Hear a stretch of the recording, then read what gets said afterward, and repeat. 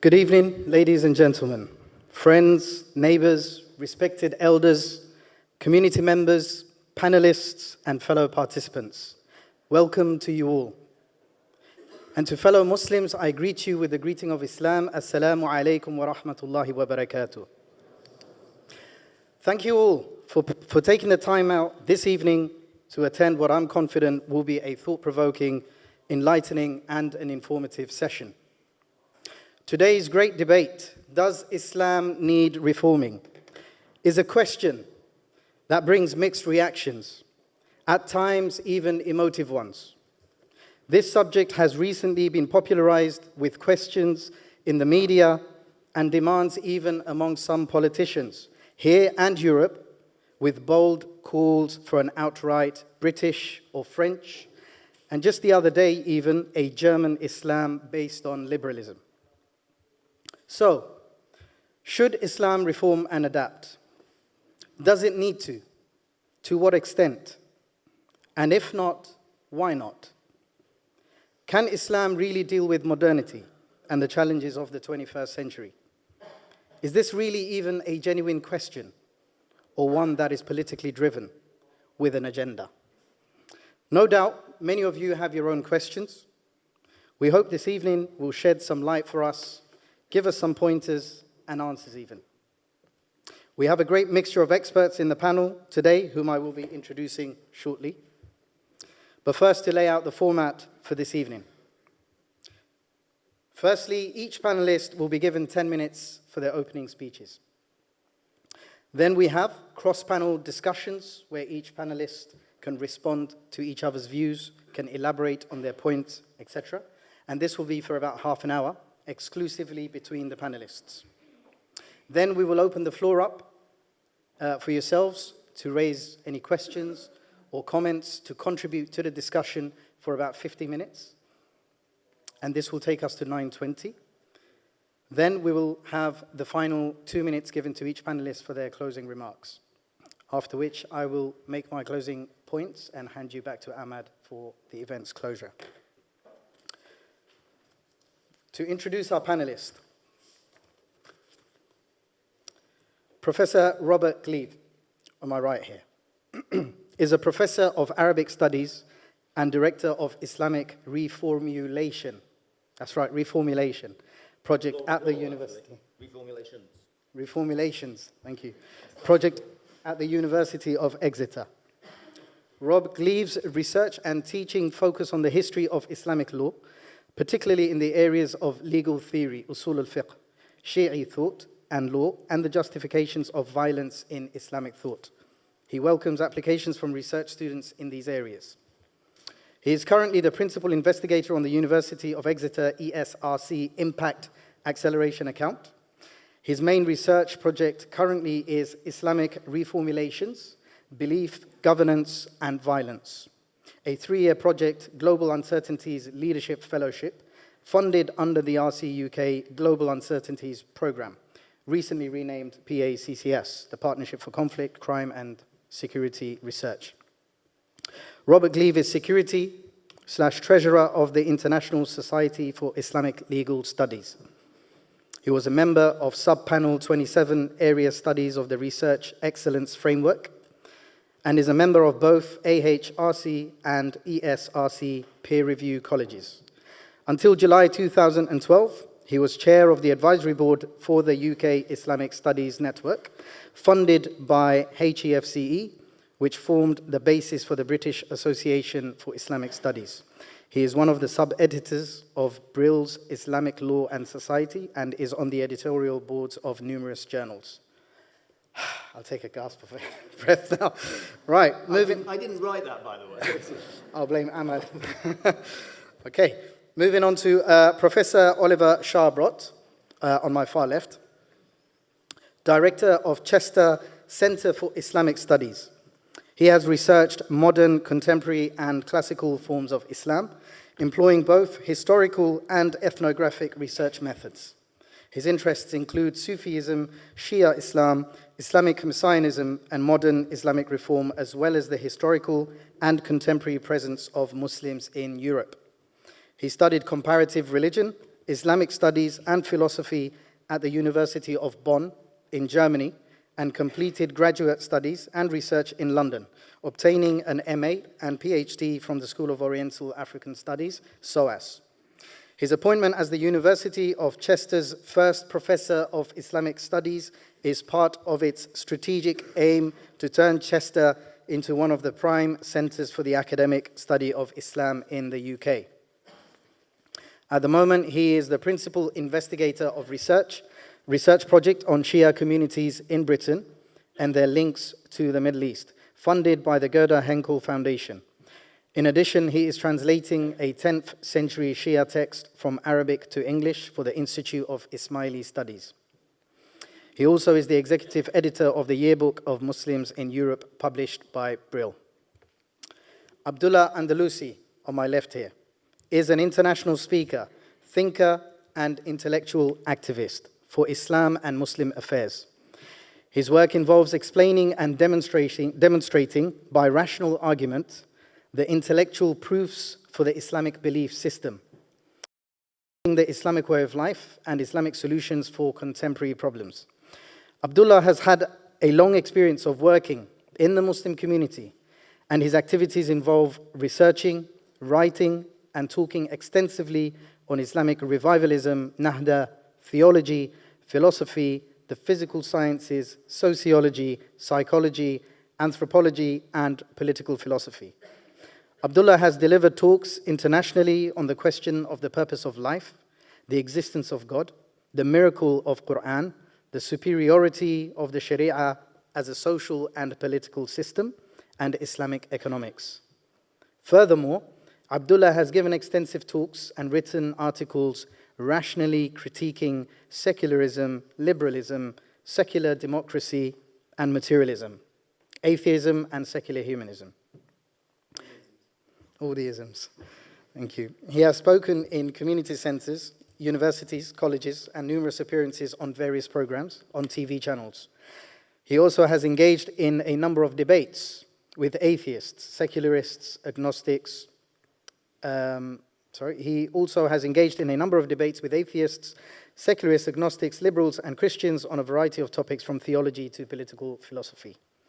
In 2009, he co-founded the Public Discussion Forum, the Muslim Debate Initiative, MDI, a forum that promotes open dialogue and critical debate between thinkers, academics, politicians, and public speakers of all backgrounds. Safruk Chaudhry, last but not least, on my far right, studied philosophy at King's College, London, after which he spent several years in Cairo studying Arabic and Islamic studies in Al-Azhar. He returned to the UK to complete his MA in Islamic Studies at SOAS with a distinction. His doctoral dissertation, while at SOAS, was on the 4th century Khurasani Sufi and Hadith specialist Abu Abdurrahman al-Sulami, and is due to be released by Equinox Publishing. He taught Islamic philosophy, Islamic law, theology, as well as Quran and Hadith studies at both undergraduate and postgraduate levels at Birkbeck University and SOAS. He has also delivered lectures throughout the country in mosques and universities and contributes regularly at the monthly Quran Tafsir night in King's Cross Mosque. He has translated a number of books and authored many ranging from fiqh of prayers, zakah, to employment contracts based on the Hanafi school. He is engaged in further research and academic studies with a particular focus on Islamic philosophical theology, usul al-fiqh, and Quranic studies. Right, so that is the introduction to our distinguished panelists. We will now move on to the first part where each panelist will be giving their 10-minute introductory speeches. So if I can ask Robert to kindly take the podium. Thank you.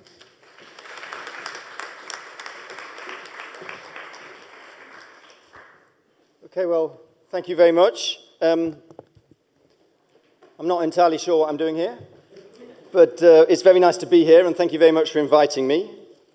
I'm an academic, so I don't have a stake, if you like, in the answer to the question about whether Islam needs reforming, except as an interested citizen, if you might say. But I have done quite a lot of research into the ways in which Muslim thinkers have been changing elements of the system they inherited from their teachers in the last 100, 200 years. And I suppose when you're asking the question, does Islam need reforming, I do what I advise all my students to do, which is when you're not sure how to answer the question, analyze the question. Does Islam need reforming? So what do we mean by reform?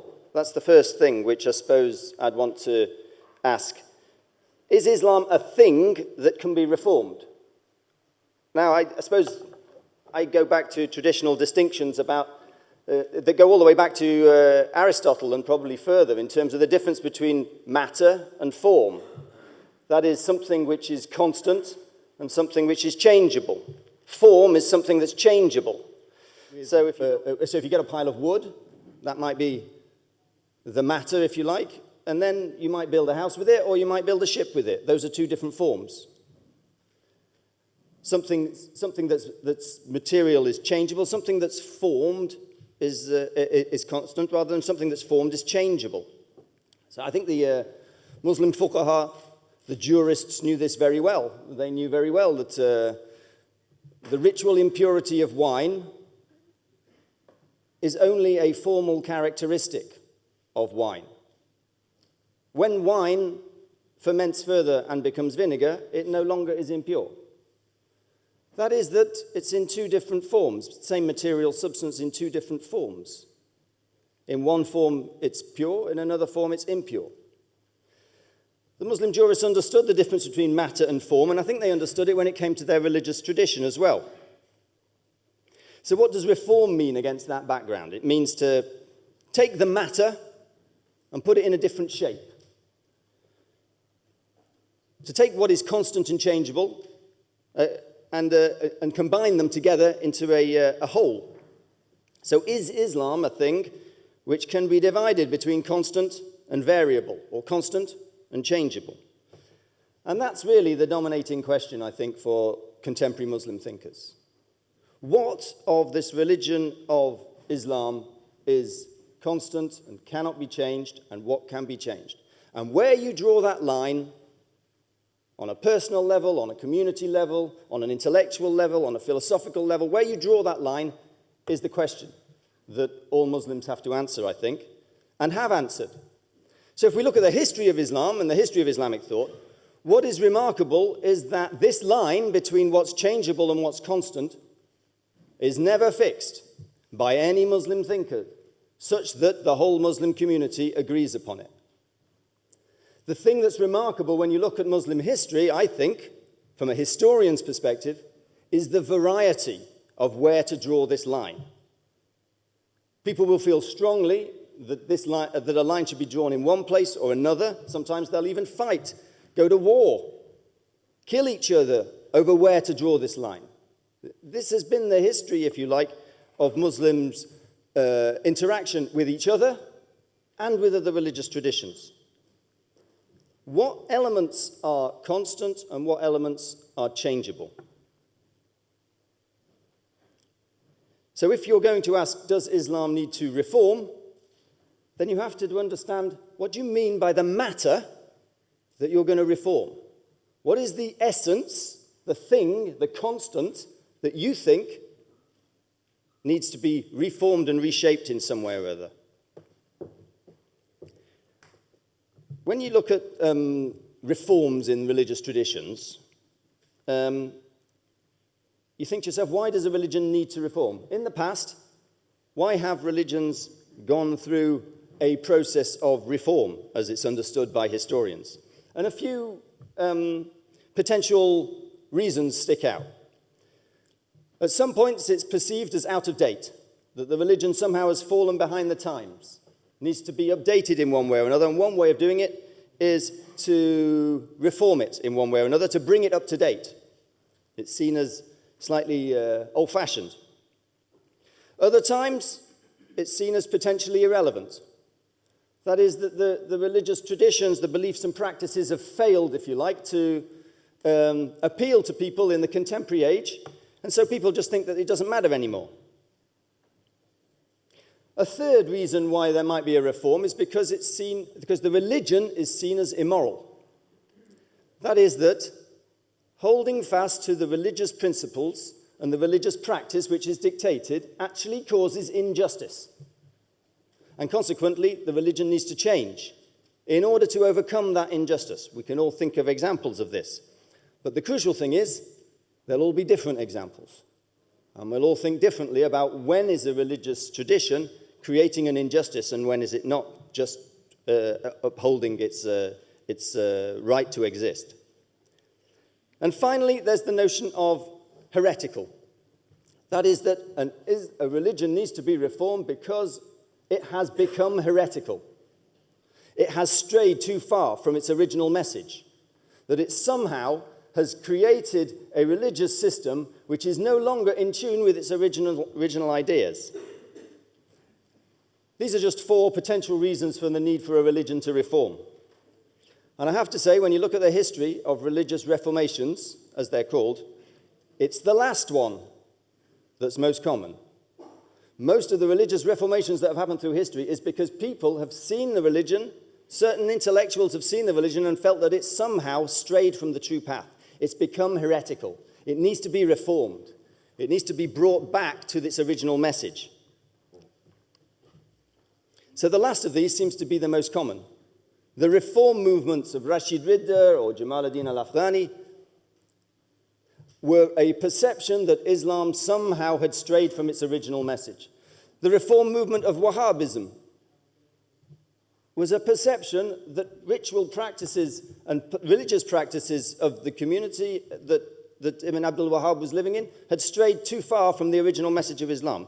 Reformers normally want to change the practice of their religious community in order to bring them back to what they see as the original message. So do we really want to go back through Muslim history and pick out those things that we consider heretical, or even go through Muslim practice and belief today and pick out those things that we think are heretical and reform them? That's a question which I think we want to look at and think about, because I'm not sure we do. Because I think the history of Islamic thought and Islamic belief and practice is, as I've said before, variety. In a sense, Islam doesn't need to reform because it's constantly reforming itself. That is, that every generation brings up new formulations of what Muslim belief and practice might mean for this time. So, in a sense, it already is reformed. Does it need reform? I'm going to finish. Don't worry. All right. I don't even need that. I'm going to take it, though. The Islamic reformulation has been happening on a yearly, decade, century basis over the centuries. So, and this may not be something which someone from within the tradition would easily recognize, but what is seen as the constant essential truth of Islam is also something which has not been constant through the years. And if that's a crucial element of whether we can answer the question, does Islam need reforming, then I think that's the borderline that we need to start the debate at. And I'll stop there.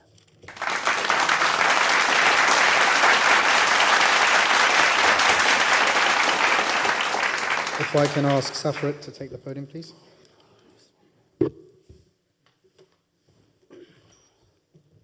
بسم الله الرحمن الرحيم الحمد لله رب العالمين والصلاة والسلام على رسول الأمين وعلى آله وصحبه أجمعين وبعد. I want to thank the organisers for inviting me down. Professor Gleave, Professor Sharbat, thank you for your time. Abdullah, of course, as well. Because I've only got 10 minutes, pardon my terseness. Yeah, I'm just going to read through the main points that I want to make. Hopefully, it won't be too fast. So hopefully, I'll cram it in 10 minutes. I want to just make 4 points. One, what I believe the context is for this debate about reformation or reforming Islam.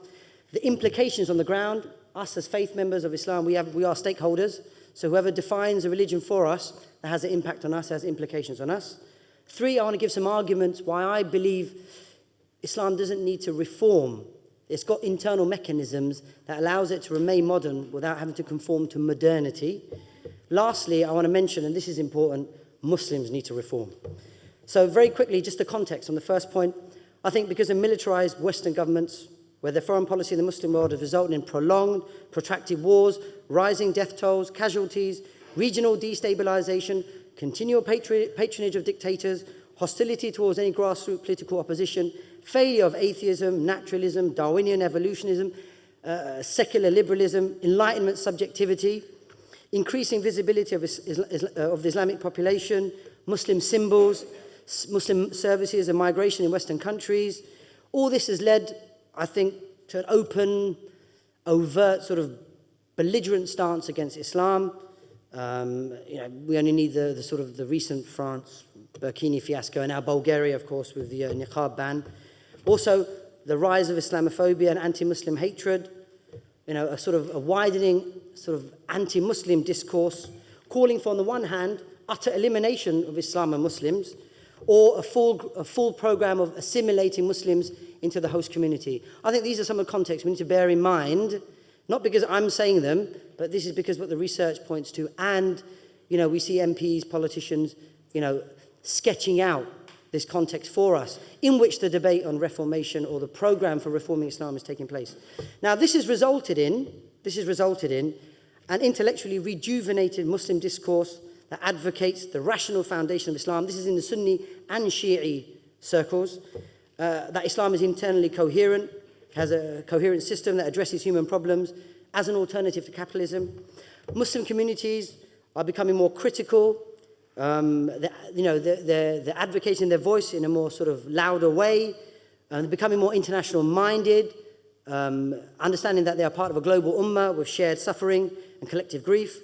There's a growing realization, I think, amongst Muslims, whether they're activists, individuals, organizations, political parties, across the spectrum, that they want their aspirations to be met with a system that reflects their values and their beliefs, and a blueprint based on the sort of prophetic model, i.e. the Prophet Muhammad alayhi salatu wasalam. Unfortunately, some Muslims, and it continues to be the case, have reacted because of this context to bring in the theatre of war to the streets of Europe. Doing lone attacks, bombings, and committing atrocities like that in European cities. So these have been some of the results from the context that I just mentioned.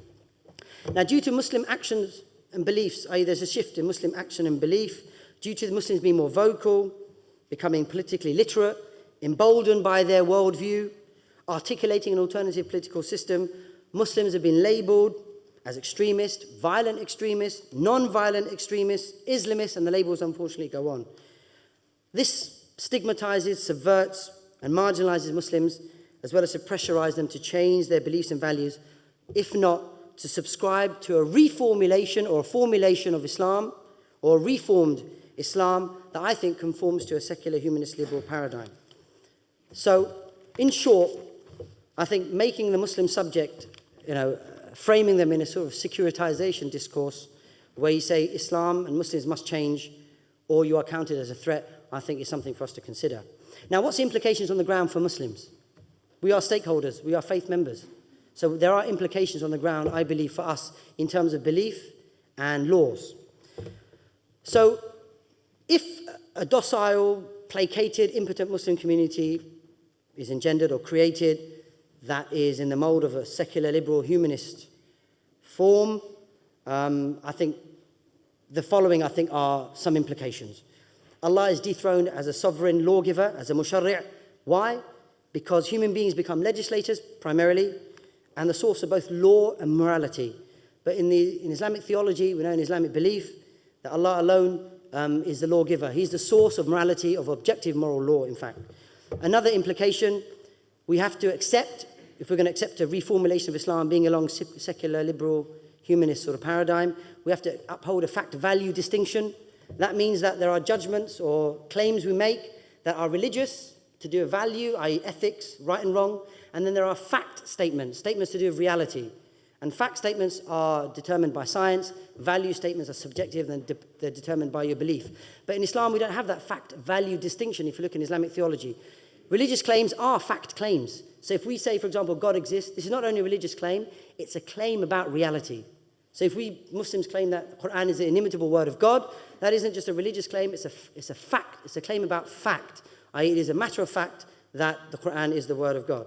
Third implication, revelation doesn't become the ultimate source of guidance because culture, society, conventions would prevail over any normative framework found in a revealed sacred text. But in Islam, we know that the Quran is a source of values, guidance for Muslims, and there can't be a substitute for that. Fourthly, the Sharia doesn't become public law. It may become private law, but it doesn't become public law because it might be seen as Professor Gleave mentioned, outdated. Certain aspects of Sharia might be seen as outdated, immoral, barbaric, beyond its time, and so on. So, in other words, aspects of the Sharia have to go that are part of the tradition. So does Islam need to change? My third point. I don't think it does. If we take change or reform to be along secular, humanist, liberal sort of reformulation, I don't think it does. And I want to propose an argument. The first argument is this. In a syllogism, whatever legislation is sufficiently dynamic for deducing rules for all types of human relationships is relevant for all times and places. Islamic legislation is sufficiently dynamic for deducing rules for all times and for all human relationships. Therefore, Islamic legislation is relevant for all times and places. Therefore, Islam doesn't need to change or reform. Now, to support premise 2, that Islamic legislation is sufficiently dynamic for deducing rules for all types of human relationships, this is standard knowledge in usul al-fiqh. We have polysemic words in the Quran, words with lots of meanings, like, for example, ma'ruf. We have qawa'id fiqhiyya, we have principles of fiqh that are derived from the text. Some of them are even verbatim from the Prophet's words himself, like, for example, la darala wa la dirar, there's no harm and in reciprocating harm. Al-Muslimuna ala shurutihim, Muslims conduct their affairs according to conditions which they decide, and things like that. So there is sufficient dynamism within the text, Islamic source text, to allow for a number of rulings to be deduced that are general, specific, and applicable for all times. Maybe in discussion we can go over it. Another reason that allows Islamic law to be dynamic is the concept of illah, or the effective legal cause. So to build an analogy, you have an effective cause for an old case, and then that effective cause is transferred to a new case, and this is what we call qiyas, or analogy. By analogy, you can extend rulings, many, many rulings, relevant for any time. Other arguments we can give, Islam has inbuilt precepts that allow it to be dynamic and modern, such as the concept of al-hadara and madaniyya. For example, anything which is based on technology or forms that are not linked to any specific worldview or civilization, Sharia doesn't have a problem with it. So your fish and chips and your Calvin Klein jeans, they're not a problem. All right, 2. Styles and means. The Sharia has fixed, Islamic jurists have discussed what things are intransigent, what things are ordained, and what things aren't. So there are certain actions which are ordained in Islam, they're intransigent, they can't change, like the manner in which you pray or do the Hajj and things like that. But there are other things where the Sharia hasn't dictated what type of action, the manner in which you do the action, it's left it open to whatever is most suitable. Lastly, to support premise 2 of the syllogism, ijtihad. Ijtihad is the method, the legal method by which Islam remains fresh for all times. Anyone who's qualified, man or woman, has a legal methodology, can go to the primary source text and try and deduce rulings. Just to finish on the last minute, my fourth point, if by reform or reformulation, changing Islam means along secular human liberal paradigm, I don't accept that. But what I do accept is Muslims got to reform. Muslims have to change. That means they've got to stop being ignorant and arrogant and learn knowledge and be humble, stop being selfish and individualistic and be more caring and collectively conscious. They need to stop being violent and abusive and be more loving and compassionate. They need to stop being fearful and silent and be fearless and vocal in the face of injustice and tyranny and oppression. They need to stop being disrespectful and demeaning and be more respectful and positive. Stop only selectively blaming others and not take on personal responsibility. Stop pursuing material gain and pleasure over and above personal and collective duties. And more, unfortunately, the catalogue is longer than that. All these Muslims need to change, but they need to change it according to their Islamic rubrics. There is a standard, and that standard is the Quran and the example of the Prophet sallallahu alaihi wasallam. Thank you.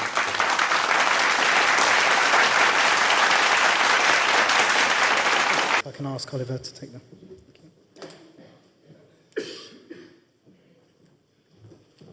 Thank you very much for the invitation. Now, I think we, as a panel, we were trying to achieve to find an answer to this question by 9:30, and if not, well, we don't have an answer. I want to sort of explore this question: does Islam need reformation? And perhaps also reveal a little bit the rhetorical nature of this question by going in proper al-hadith manner, going back to a hadith.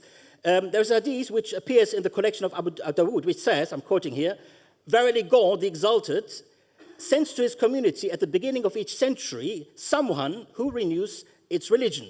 So according to this hadith, well, the answer is yes, because this hadith tells us, well, yes, Islam needs reform, needs renewal, at least once every 100 years. And again, it's also quite clear that God is not disinterested in this process, but actually takes an active role by sending somebody, a renewer, a mujaddid, to assume this role. Now, quite interestingly, there is not that much debate about, well, what is actually a mujaddid? I mean, you have other sort of institutions, concepts of authority within the Islamic tradition, caliph, imam, Sufi saints, and there's a lot of sort of conceptualization what they are, but the term mujaddid, renewer, the sort of centennial renewer, is more or less used in reference to particularly important scholarly figures like Imam al-Shafi'i, al-Ash'ari, al-Ghazali, and so on. So it's discussed primarily what we might call in personal rather than conceptual terms.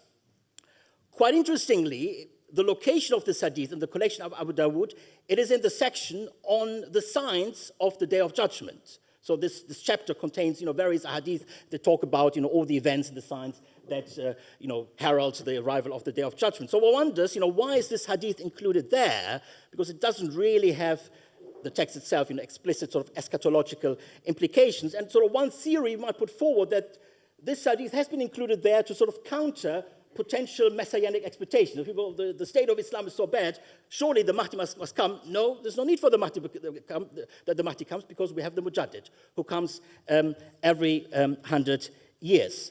Now, the term Mujaddid and the sort of concept related to it, Tajdeed, the renewal of Islam, has been sort of seen as being connected to Islah, restoring the original faith. I mean, Rob, referred to this. So very often, there's another saying that the Mujaddid is somebody who counters bid'ah, heretical innovations, so restores the original purity of the religion, going back to the primary sources and so on. Now, when we look at the term as such, renewal, Tajdeed, being a renewer, well, there's some sort of complexities around this term.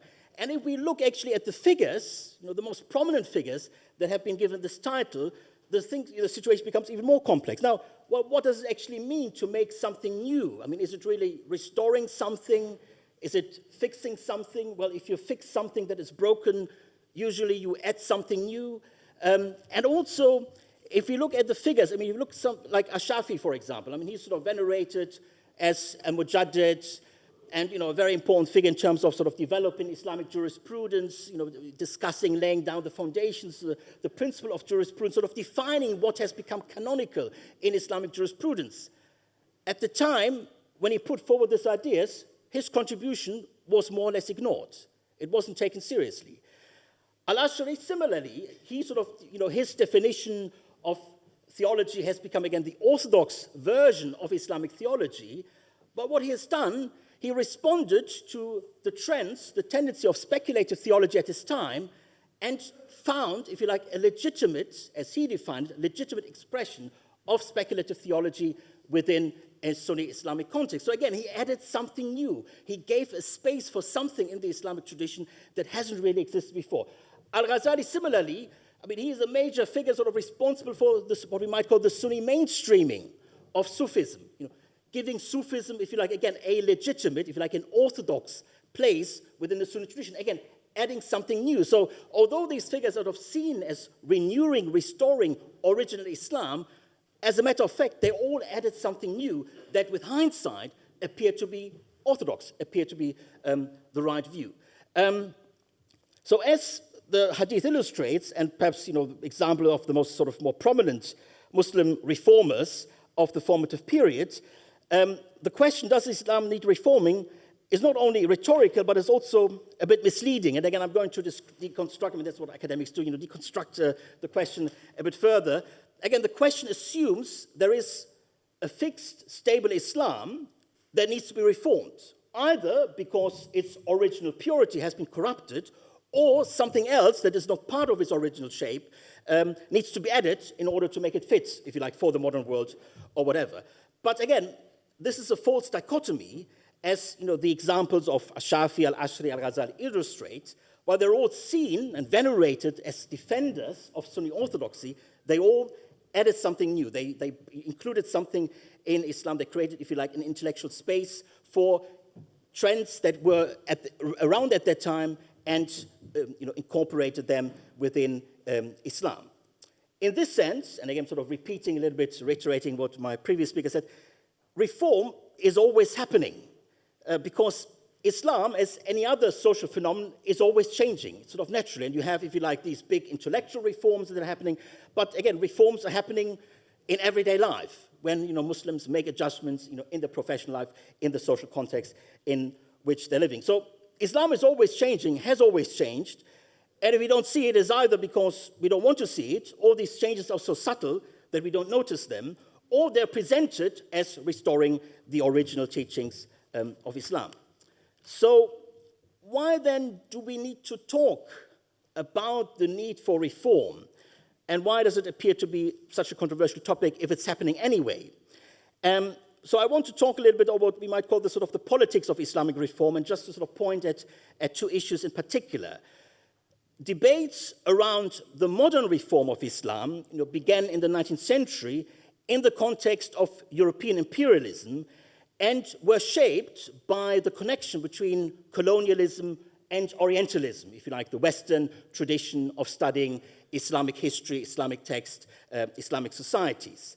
And again, I'm sure you're all familiar with that. There's sort of a notion in Orientalist discourse depicting Islam as having sort of a golden age in the past, having declined since then, being in a state of decay, essentially not capable of reforming itself and needing external agencies, somebody from outside to reform Islam. So, the kind of modern debates about the reform Islam are very much shaped by, if you like, the colonial context. And I think if we look at some of the discourses coming forwards by Muslim reformers from the 19th century, there is at least an implicit, unacknowledged appropriation of some of these Orientalist topics, some of these Orientalist tropes, in the way how Muslim reformers depict their own tradition. So there's a kind of internalization of some of these Orientalist discourses. Sort of presenting Islam as fixed, stable, as an Orientalist discourse, unchangeable for all eternity, and so on. In such an environment, any effort to change or reform Islam is discredited, is suspicious, and again, it's sort of seen as being instigated by external actors pursuing sort of, if you like, colonial or neo-colonial agendas. Another factor that I think makes debates about reform complicated is and sort of further complicates, politicizes the debates around Islamic reform is, if you like, the current rise we can observe and mainstreaming of exclusionary ideologies across the world. Thank you. Movements and discourses that have always existed in any religious tradition, in any society, in any culture, they were seen as too extreme, too radical, too marginalized, that we have become the mainstream. And we've seen this rise of xenophobic discourses, and particularly the mainstreaming with the Brexit debate, with the current presidential elections. So there is, if you like, a mainstreaming of discourses of purity, of exclusion. We can see the rise of this across the world, promising, if you like, clear boundaries, clear identities in a world that has become increasingly complex and uncertain. And in such a context, ideologies that promise simplicity, purity, and superiority, I'm afraid, often possess more appeal. So I'm wondering if the question, does Islam reform, is not really about reform, but rather about how Muslims should engage with the diversity of worldviews, cultures, and lifestyle they encounter in the contemporary world. And again, I think we see the challenge here that voices on any side trying to erect boundaries and walls are becoming stronger, and those that advocate dialogue and engaging with these worldviews are increasingly silenced. I come to an end. Thank you very much.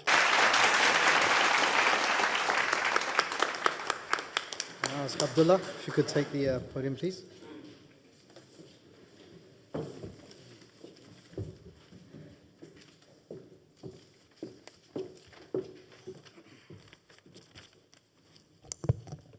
بسم الله الرحمن الرحيم الحمد لله رب العالمين الصلاة والسلام على نبي كريم محمد وعليه طيبين وصحبه صالحين.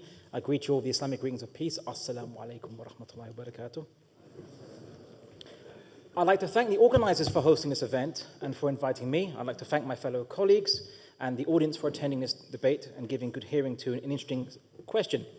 Does Islam need reforming? Well, there may be an obvious answer to that question for many Muslims here. Like debates on God's existence or purpose of life, I think it's always useful to have your convictions renewed and your understanding deepened through obvious questions. Now, unlike political ideologies like communism or secular liberalism, Islam isn't based on a speculation of human purpose, values, and meaning, but it claims for itself to be revelation from the creator of the universe. Islam is a worldview, which means it has beliefs about the world, its purpose, what created it, and ultimately where it's going. From this worldview emanates an entire way of life, or to be more technical, a comprehensive ordering and direction for human actions. From this perspective, humans are guided by Islam, not just with empty words like justice, mercy, honor, and wisdom, but also with meaning behind those words, based upon the worldview and that purpose. Now, to reform something, obviously, is to change something. And the word islah in Arabic, which is frequently used to translate the word reform, means to improve something, to make it better than it was before. Can we make Islam better than it was before? Is there a problem with Islam? I'm inclined to argue that the only cause of the problems we see in the world today are due to humans and not God. I'd also say that Islah is different from tajdeed, which means to renew, revive something from a dead state. And what that kind of means is that something that, you don't change that thing, but something might be not used, and you bring it back into use by human beings. So this is tajdeed. Now, Reformation is an idea that borrowed from Europe's past. Christianity was never changed because it was perceived to be imperfect, but rather the Reformation was really just a creation of a new Christian sect, the Protestants, who believed that the Catholic Church had been lying to Christians and that there exists a pre-Catholic form of Christianity which was more original than Catholicism was. Catholicism never underwent a reformation. They fought a very strong counter-reformation, and maybe not until the 20th century did we see any changes here and there in some of their rituals and bureaucracy. But Catholicism never reformed. It resisted Reformation, and it currently criticizes political liberalism to this day. And the reforms of Christianity weren't really political. They were mostly theological, a number of theological points which have nothing to do with politics, with the only exception being the political jurisdiction of the Pope, which was the only political aspect that was changed by the Protestants. Islamic history is completely different, and the Quran and Sunnah has no parallel with Christian source texts. Now, the first argument used to demand that Islam be reformed is one that is based on a misunderstanding of how law works or what law is. This first argument says that the laws of Islam are antiquated and outdated, and it's the political laws of Islam that is mostly targeted. And that is argued that these need to be reformed to meet modern challenges. But I have a very simple question. Modern challenges. People say we live in the modern world, things have changed since 1,400 years ago. Well, what has changed? I mean, what changes with human beings? If I was to take a baby from this current 21st century, put in the time machine, send the baby back to 1,400 years to the 7th century, would that baby be, if it was raised by a family that adopted it, would it grow up any differently to its environment, to the people around it? No, it probably wouldn't. But things do change. Technology changes. Culture can change. Morals can change. Values can change. Language changes. Political boundaries change. Political interests change. But humans don't change. Sure, we might be watching television now. We might be sitting in front of our sofa doing Netflix and chill, as it's called in the local colloquial demotic. However, Our ancestors were telling stories by the campfire, and they had the same effect. We have a healthcare system today. Our ancestors had an apothecary or a witch doctor or a whole number of different medical treatments that were available. People had an idea of medical treatment.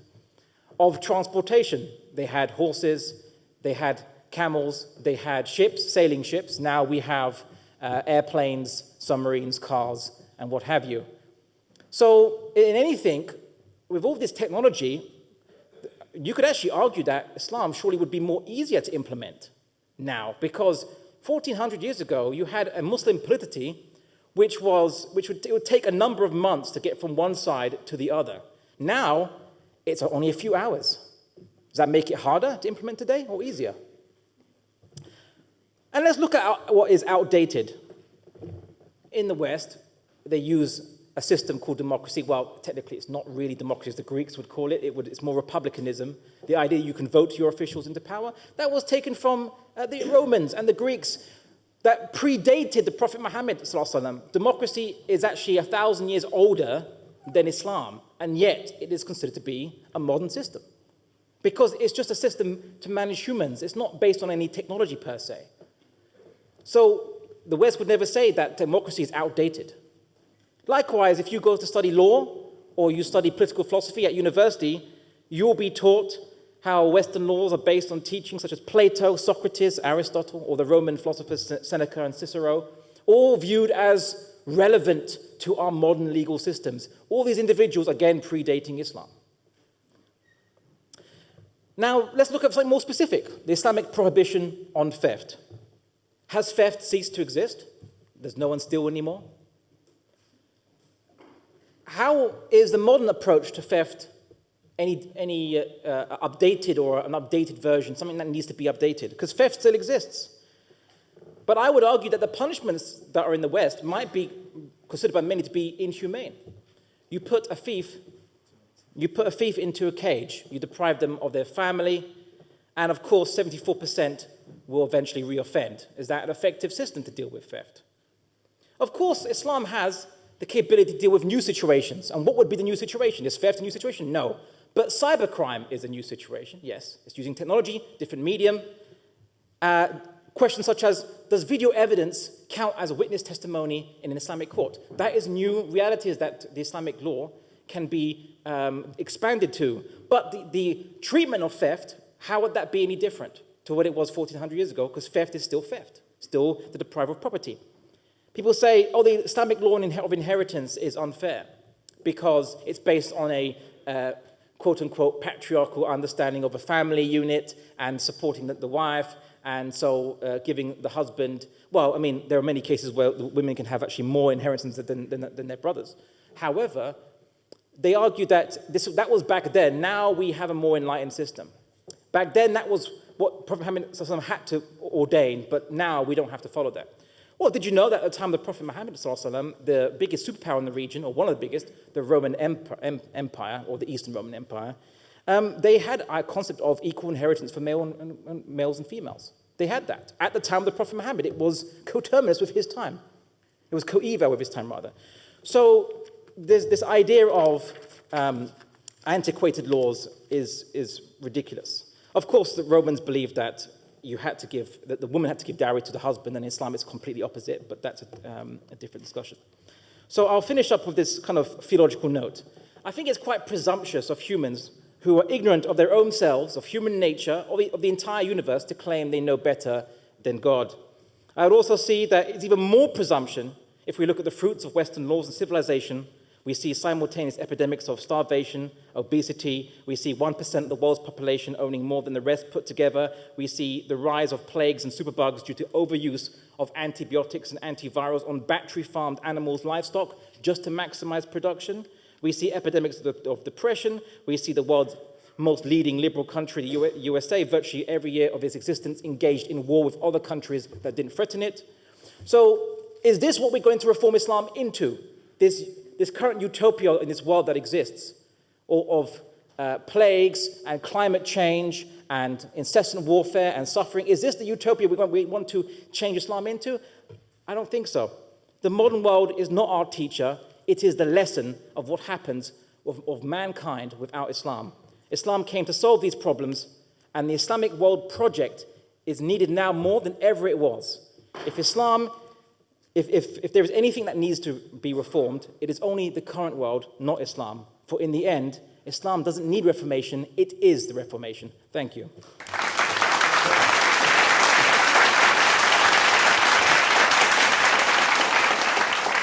Thank you very much. Right, we now move on to our next section, which is the cross-panel session. So you don't have to go to the podium, you can remain seated here. For the next half an hour, we have the opportunity for each of the panelists to respond to each other. I know this is an event organized by the Great Debate, but the setup is more of a panel discussion, but hopefully some intriguing points and rebuttals will surface. So whoever wants to jump in first, or I have a question I can start off the discussion with. Anyone keen? I'll ask something. Okay, go for it. Professor Sharbrook, you said something interesting about the hadith, the centennial renewer. But it seems to, from what I recollect, the commentary even on Abu Dawood's tradition, they usually frame it in the understanding that the centennial renewer would do some kind of restoration job. Usually it would be something in darasa min al-kitab wa sunnah, something that's gone or lost, disappeared, and then what he does, he resuscitates that, but not necessarily brings something new. Now, the way he does it, the modality in which he does it may be something novel, but what do you think? I mean, do you think that commentary, those kind of commentaries capture the sort of eschatological overtones of these traditions? But you're right, they are sort of in that messianic topic of the end of the world. Well, I mean, that's the reading that has been given, this interpretation has been given to this particular hadith, that is really a restoration. It's, reviving sort of original Islam. But again, I'm sort of querying this a little bit, because again, it's about renewal, again, making something new, which again, is a bit ambivalent. And I think there is a certain tension between, I suppose, the idea of tajdeed is to, restore the primary sources, original Islam, to get rid of bid'ah. But again, tajdeed, bid'ah, again, where do you draw the line? If you introduce something new, and all the great reformers have done that, they've introduced something new. They introduce, in a sense, an innovation. They introduced something that wasn't part of Islam before. So I'm sort of questioning this particular interpretation. I understand where this comes from. But the bid'ah might be what accretions in worship. Like if the commentator, being a pre-modern commentator, he's most likely going to understand that certain actions are either ordained by the Sharia, like nobody can change them. Like, let's say the rituals of Hajj have just finished. Nobody can stone an extra stoning at Jamarat, for example. If he makes it 15, he'll be doing a bid'ah. Not that. So certain actions may be ordained in the Sharia, and it's those actions that have been sort of accretions have crept into those kind of actions, not any old actions. I'm wondering if that might be what the understanding of bid'ah is. Not anything new necessarily, like tools and machines and things like that. If I might interject, I think maybe just give an example. So if we look at any of the particular people who are called Mujaddideen, what they really did is they didn't bring anything new per se. They just took something within Islam and, let's say, applied more emphasis to it because in society it was missing. So someone might view that if in a society whereby there might be a lot of intercession happening, and the people might disagree with that intercession, then they might re-emphasize the issue of direct communication to God and the Tawheed concept. Whereas if you have people who are more in a Muslim society, which are more concerned with just the material day-to-day goings-on of politics and business, then you might need a mujaddid to come and say that you have to re-emphasize the kind of relationship aspects that a believer has in worshipping Allah subhanahu wa ta'ala and feeling that within themselves. Some people call it a spirituality. I don't like that term too much because it's not technical as I'd like it, but just to have that emotional kind of content and emotional connection.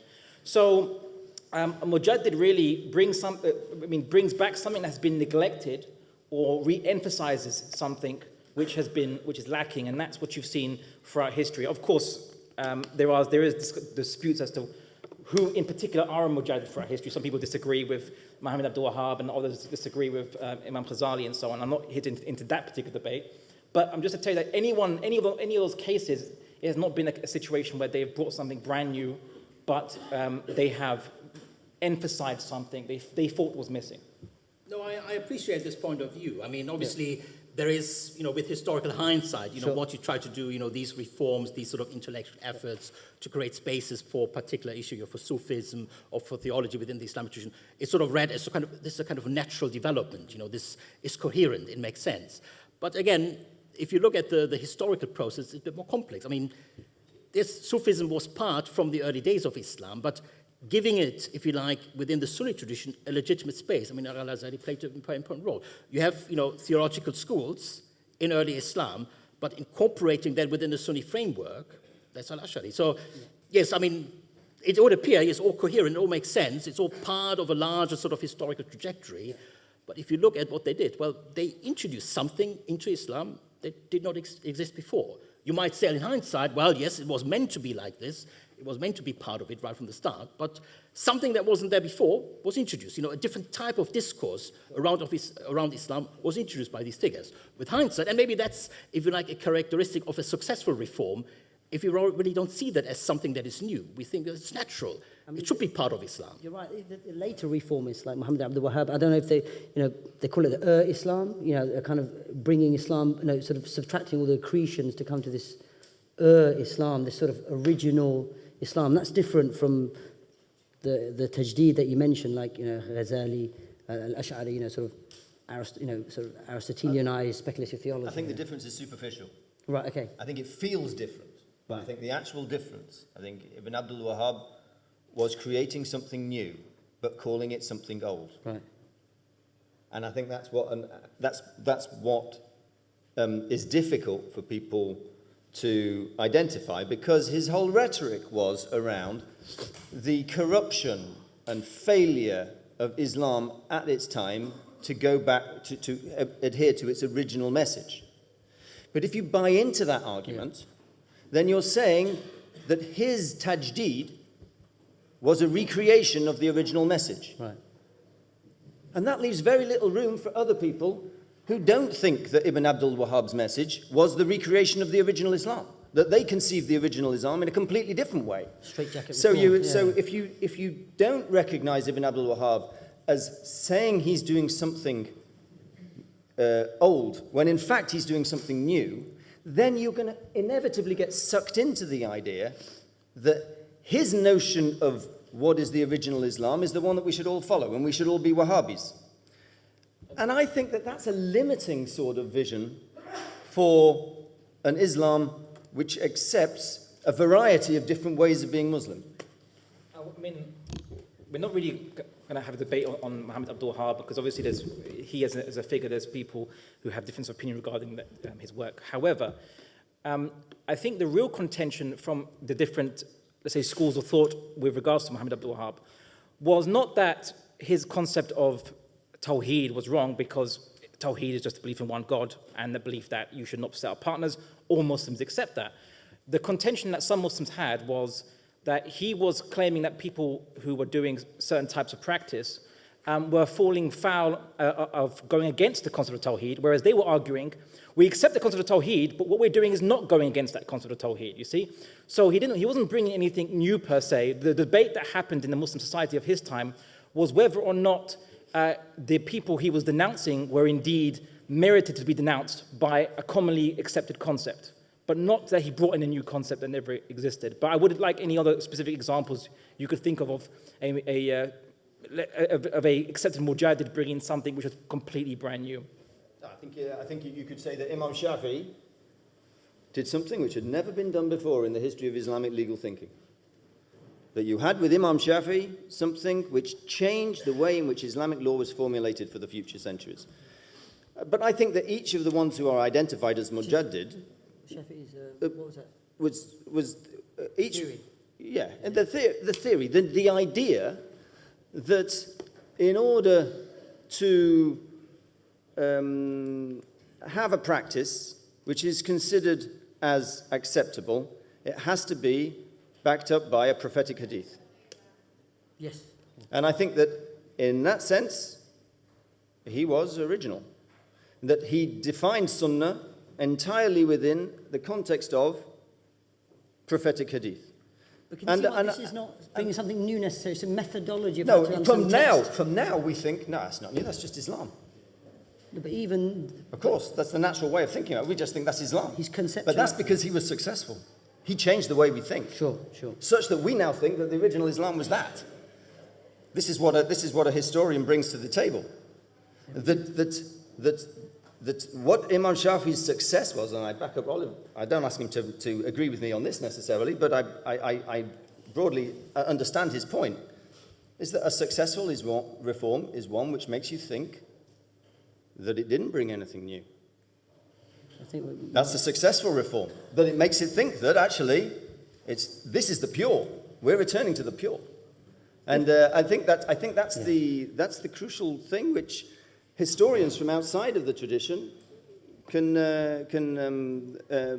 hopefully prompt an understanding of the historical processes involved. Because the historical processes are complex and detailed and need to be untangled from the historical sources, and it's not a simple matter. Well, I mean, I would still probably kind of question the use of Imam Shafi in that matter, because, I mean, the different schools of thought, at least in the four Sunni schools, and then obviously throughout Islamic history, there wasn't only 4 Sunni schools of thought. However, that being said, Imam Shafi may have brought a particular, let's say, balancing act between Sunnah and Qiyas and so on and so forth, whereas other scholars would have maybe a different balancing act between the Sunnah and Qiyas and other such measures. But the idea of hadith informing Muslim action, and I'm just going back from the hadith themselves iterating this, which are meant to pre-exist Imam Shafi, show that the companions of the Prophet Muhammad ﷺ did base their actions on tradition, on the narrations of the Prophet Muhammad. Now, as I said, all these jurisprudence that helped develop Islamic jurisprudence and started codifying it in books. So this was, obviously codifying this stuff in books is the new thing here, but this is technology, this is a medium to record things.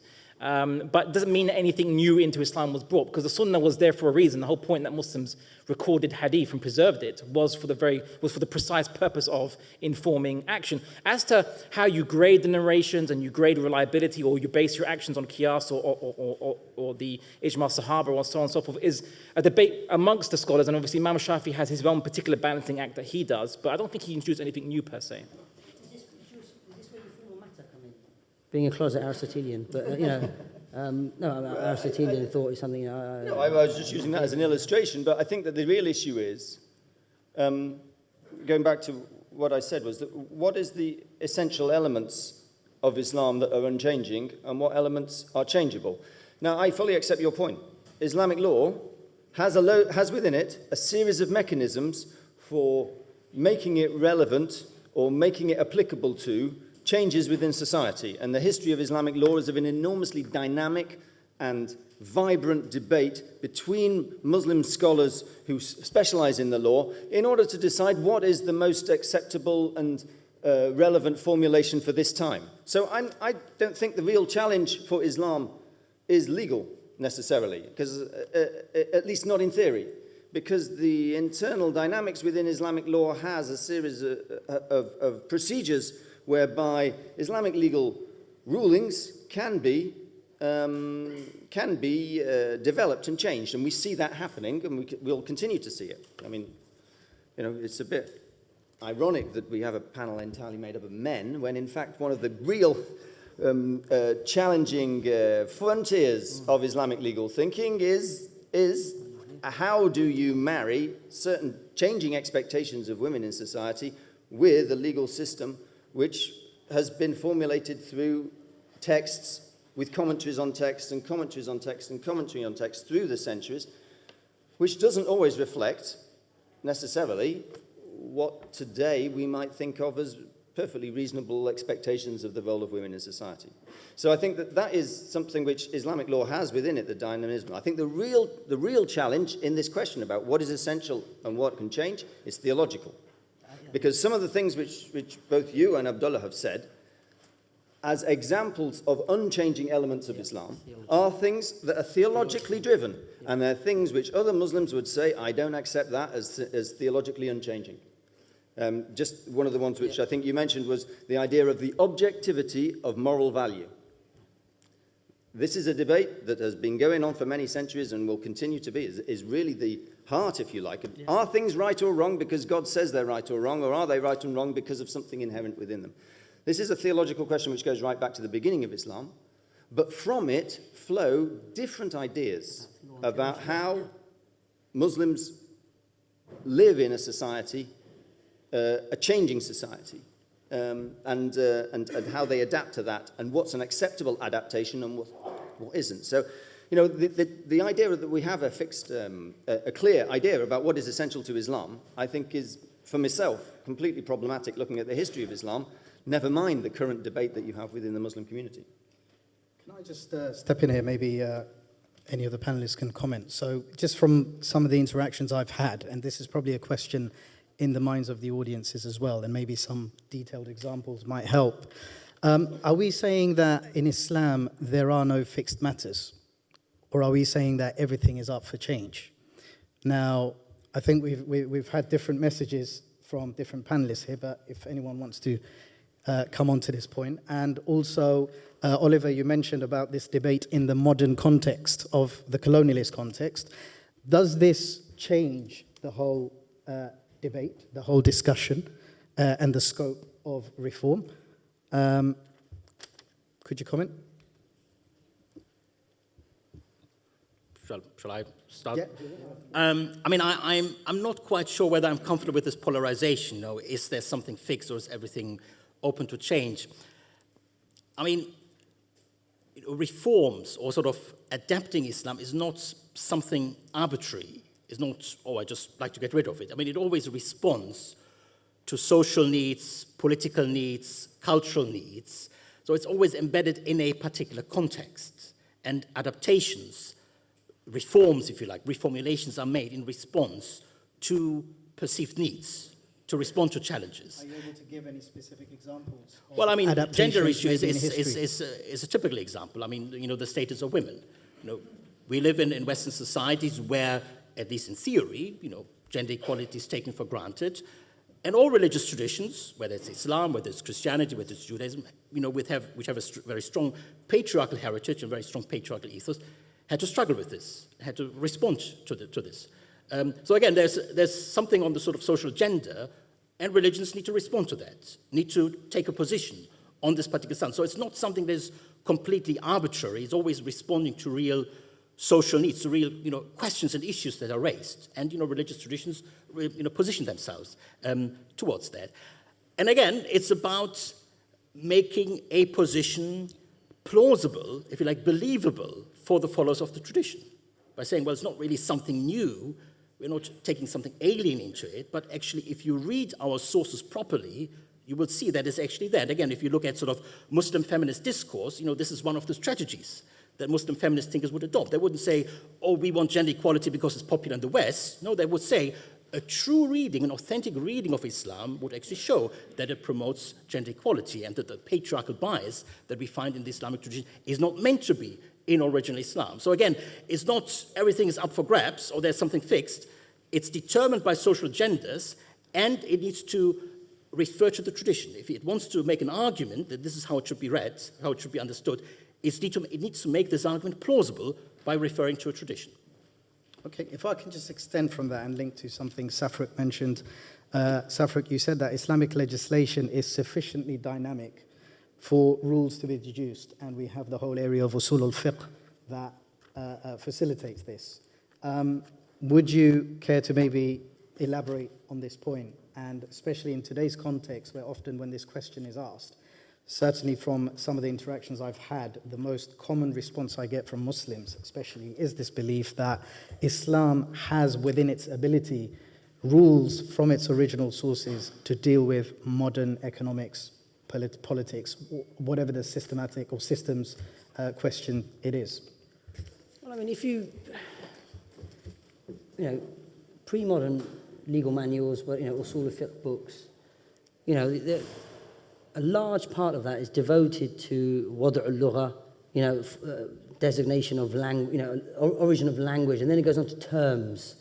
Yeah, so then it goes on to, categories of words. Are they literal and haqiqi, majazi, and so on. And there's a reason why legal jurists, went from the beginning, from the words and then to how they're used and understood. So you've got mantuq, mafhum, things that are explicitly stated, things that are implied. So really, it's really grappling with what words are, the scopes, the meanings that they carry and their scope. Now, if you go to the Quran or statements of the Prophet, they're words. Essentially, they are just words that have meanings in them. Some meanings are very restrictive. They're closed. The possibilities are, if one, to probably two or three. Others, the possibilities are more.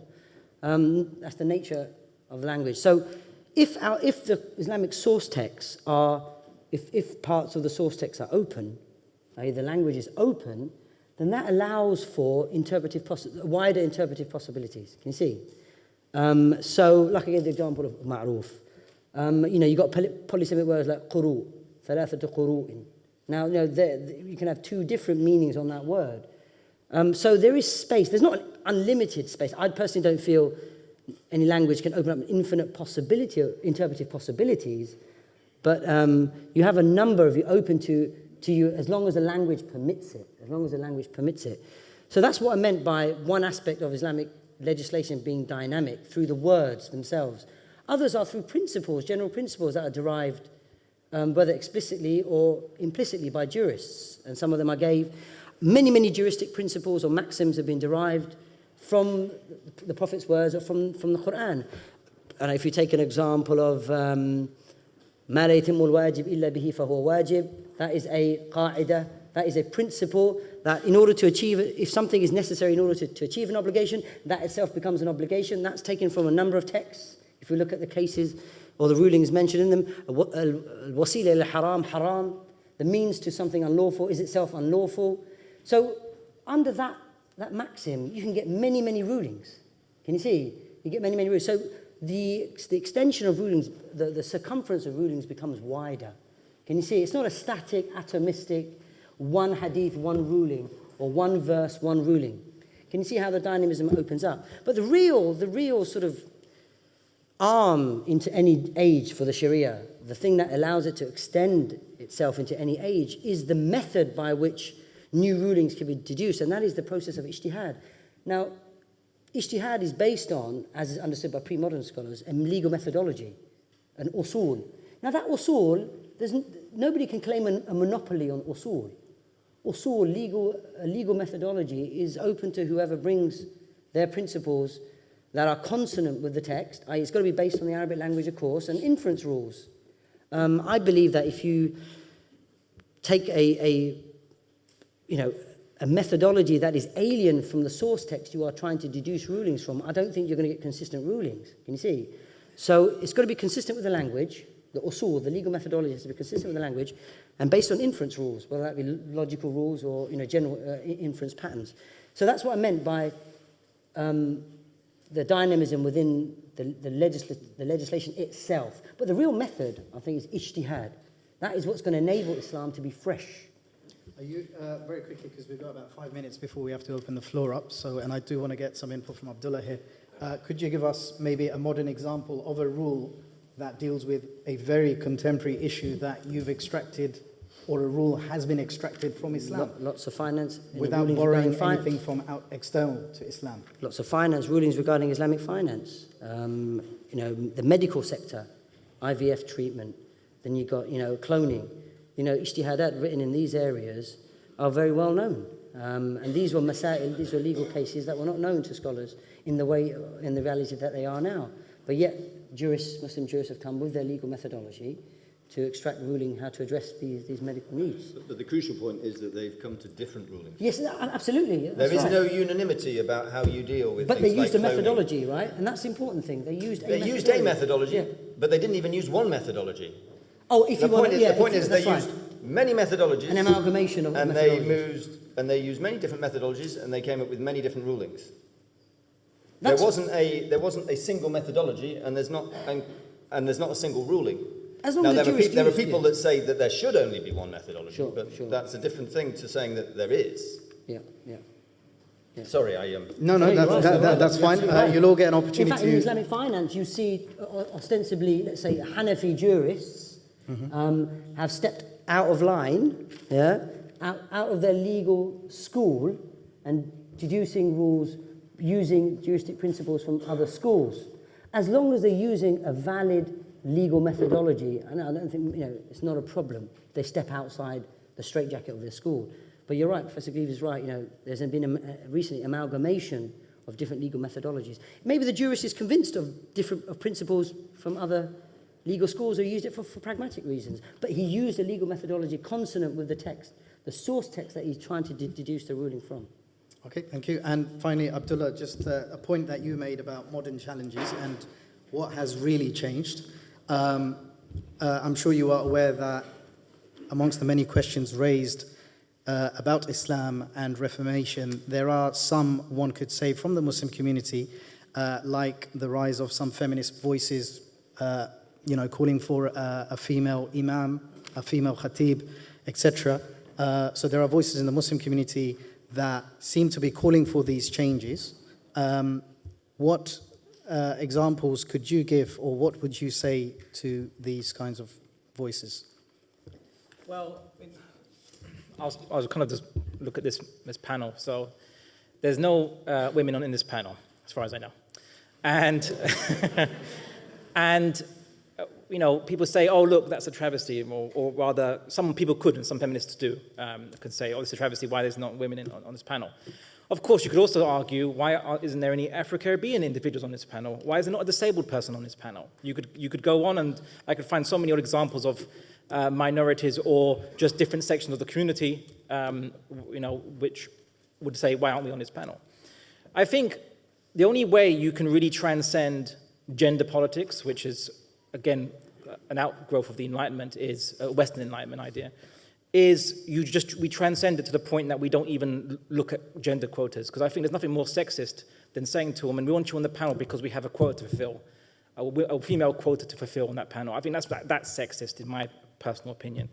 Whereas, if this, I don't know how the organizers organize this, but if they paid no attention to the gender of the person they were inviting, then this is the kind of society that we want, and this is the kind of society that Islam obviously advocates. It's one where you look at meritocracy and not look at what gender or what have you and so on. And of course, there have been many events where there have been women on the panel, and if there was an all women's panel, it would be equally just as valid as what's happened now. So I don't think that's something we should pay too much attention to and get involved in gender politics. And that's the issue. Why are there people who are feminists and say they're Muslim? And one of the arguments I really find amusing is they say, well, I can prove that feminism is compatible to Islam because I'm a Muslim and a feminist. And I say, okay, well, I actually met a person who said he was Muslim and he was an atheist. So does that prove... Is there proof now that this is that it's compatible? Well, all that proves is that humans are really good at mental compartmentalization.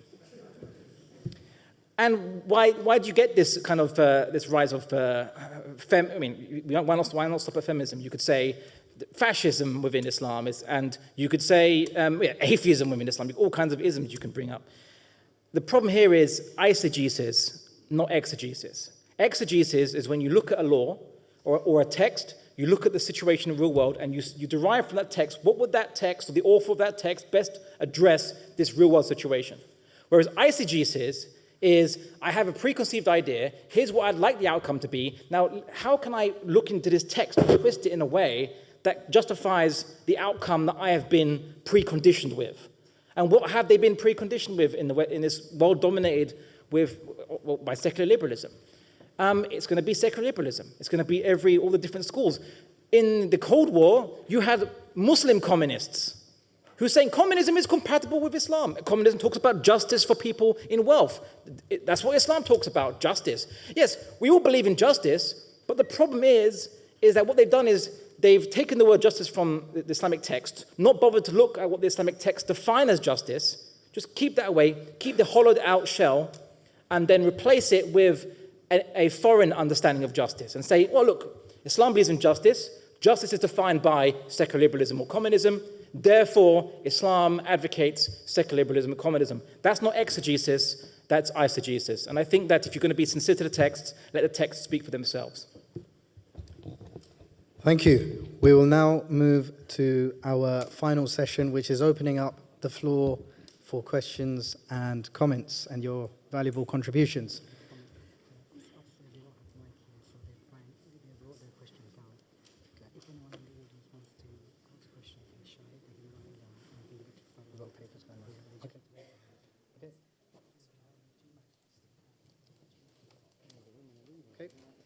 So we've got mics that are going around. I can see hands up already. Please be patient. We'll try our best to get around to everyone. And no shouting across the floor, please. Upstairs, there's no mics, unfortunately, up there. So if you've got any questions or further questions, you can write and a steward will collect. Likewise, downstairs, if anyone wishes to write their questions, they can write it down and pass it forward. Okay, the gentleman at the front there with the green jacket. Mike's coming to you. Thank you very much for all of the speakers. I think very eloquent and present the case well on both sides.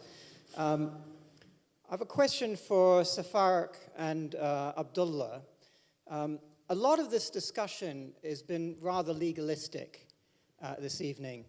And the way I look at this question of reform, I think we've got two elements. One which is in terms of the aqidah, the core beliefs, and then the ahkam, the rules and laws, and obviously it's been talked about ijtihad.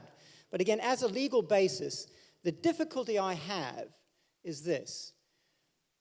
In the Muslim world, far and wide, we can see the necessity of change. We're in disarray, particularly politically in our lands. We're divided and so on and so forth. If we're going to deal with this question, this particular problem of reform in our lands, how are we going to tackle that? Because, as we've seen this evening, this is a rather legalistic question. And many Muslims will basically say, well, I'm either mujtahid or muqallid. I'm either a scholar or I'm a follower. So many Muslims will just blindly follow. So how can we start to change this dynamic? Because if we're going to see reform of the Muslim, as Safarik mentioned quite well at the end of his talk, if we're really going to see reform of Muslims, which I believe is the key here, how are we going to tackle it, particularly when, from a legalistic point of view, many people are looking at it, well, it's okay to be a muqallid, to follow a scholar. Thank you. I just want to request that please try and keep your questions, comments fairly brief, because we do want to try and give everyone an opportunity. So, Safarik and Abdullah, I believe that was for you. Okay. I think being a muqallid, being someone who follows qualified legal scholarship, without questioning, doesn't absolve you of your Islamic duties. I think you can't say, well, I follow a scholar, but there's corruption around me. A scholar told me to ignore the corruption and focus on my studies. I'm going to ignore it because it's mandatory to speak out against it. We have individual duties, fard ayn, and then we have collective duties, i.e. duties which, as a community, we are responsible for doing. If we don't do it, then there'll be a chastisement. Just following a scholar doesn't absolve us automatically of what Islam requires us to do as individuals and collectively as a community. In terms of the reform issue, understanding the thing we need to change. If we need to change something, we need to, of course, study what it is that's the issue. What is the core issue? So that requires us, we need to think, reflect, deeply study what is the main issue afflicting Muslims collectively, not just an individual. I'm not talking about, whether the vinaigrette has got alcohol in it, whether you can have a Tesco version or that version. I'm not talking about those issues. I'm talking about issues collectively as an ummah that affects Muslims wherever they are. So we need to reflect deeply as to what that issue is. And if there is a core issue, if there is a fundamental underlying issue affecting Muslims collectively as a community, then only then the next step is to find out what the solution is. Now, the solution, obviously, for Muslims comes from the Islamic source texts. I would submit it to the audience to consider that really a lot of the problems that we see today are due to an absence of any valid, viable, authentic Islamic governance.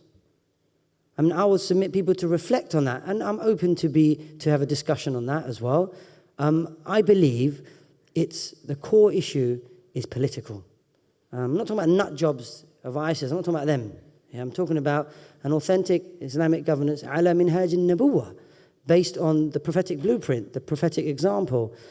So I would say we need to study, but the conclusion, the problem being political, we need to study whether that is the case. Other people may differ, but I think it's political. So if there is a sort of grassroots work to realize, to sort of change opinion on the ground, to achieve a governance that is based on Islamic source materials, whatever legal school, I think that is the paramount issue. I think that is a paramount issue Muslims need to think about. So I don't know if that answers the question. One, you're not morally absolved if you just follow the opinion, qualified legal opinion of a scholar. That doesn't absolve you from your responsibilities in Islam. And second of all, I would submit that the major problem that Muslims have today is an absence of a valid, authentic political authority based on Islamic references. I'll pass you on to Abdullah. Just to the panelists, if your comment goes on too long, I'll be waving a little paper at you. So. Well, just to briefly echo Brother Safaraq's kind of answer to that is, you could have all the Islamic scholars in the world saying something like interest banking is prohibited. And most do. But it will not affect in the slightest the governments in the region, Muslim governments at all. They'll still have interest banking. There'll still be no alternative to interest banking and to facilitate loans. And this situation won't change. So you're right, if we have a purely legal discussion, it'd be great, yeah, sure, we could make the point, yeah, Islam has a solution to this and Islam has a solution to that. But if it's not being applied, then it's just ink on paper, and that's purely where it resides, or in our heads, and that's it, nothing else. So I would concur that you need to implement the Islamic vehicle that takes these laws and was prescribed by the Prophet Muhammad ﷺ as the vehicle to take these laws, which is the successorship to his political leadership, i.e. a caliphate system. And that's how these laws come off the paper and they become implemented. And then we can talk about reforming our society, not Islam, but reforming Muslim society.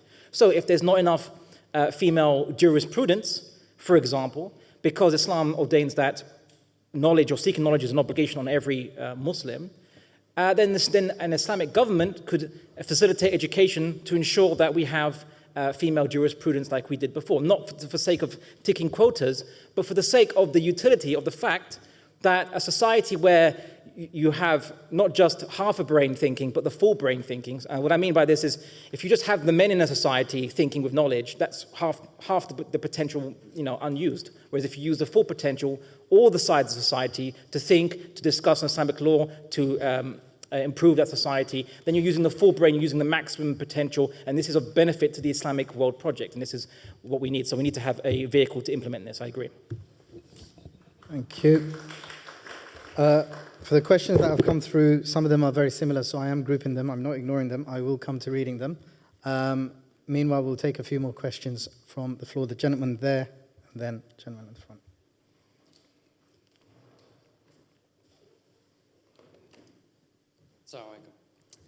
So, Professor Robert Cleave, I very much appreciate your comment, specifically with regards to the new thing that Shafi'i brought. This idea that but his orthodox was always that case, I think you very clearly mentioned it's because of the success of his effort. So in terms of the topic of reformation, and also as it relates to what is fixed and what is variable, if you trace the historical trajectory, look behind the time of Shafi'i, you see what is the fixed and what is the variable is very simple. What Shafi'i did was to elevate the hadith literature to the level of the Quran in terms of jurisprudence, and he created his framework with that. And in his books, he argues against people of the opposing view.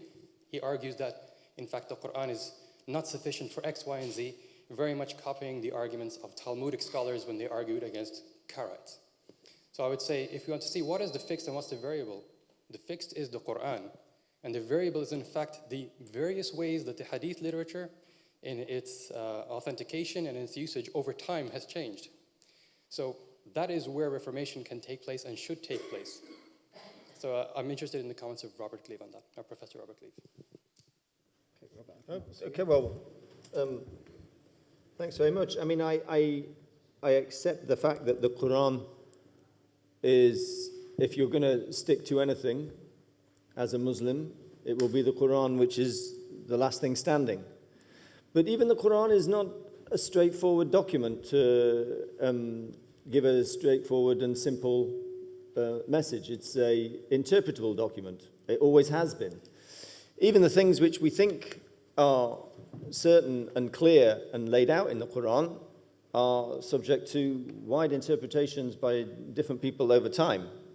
We can say one interpretation is more valid or more in tune with the Quranic source, but there's no way of judging, if you like, between two competing interpretations of a particular Quranic verse, either on a legal matter or on a theological matter. So, I mean, I think that it's true that the commitment to the document of the Quran is something which, if you're going to start anywhere with an idea of what brings Muslims together, that's a good place to start.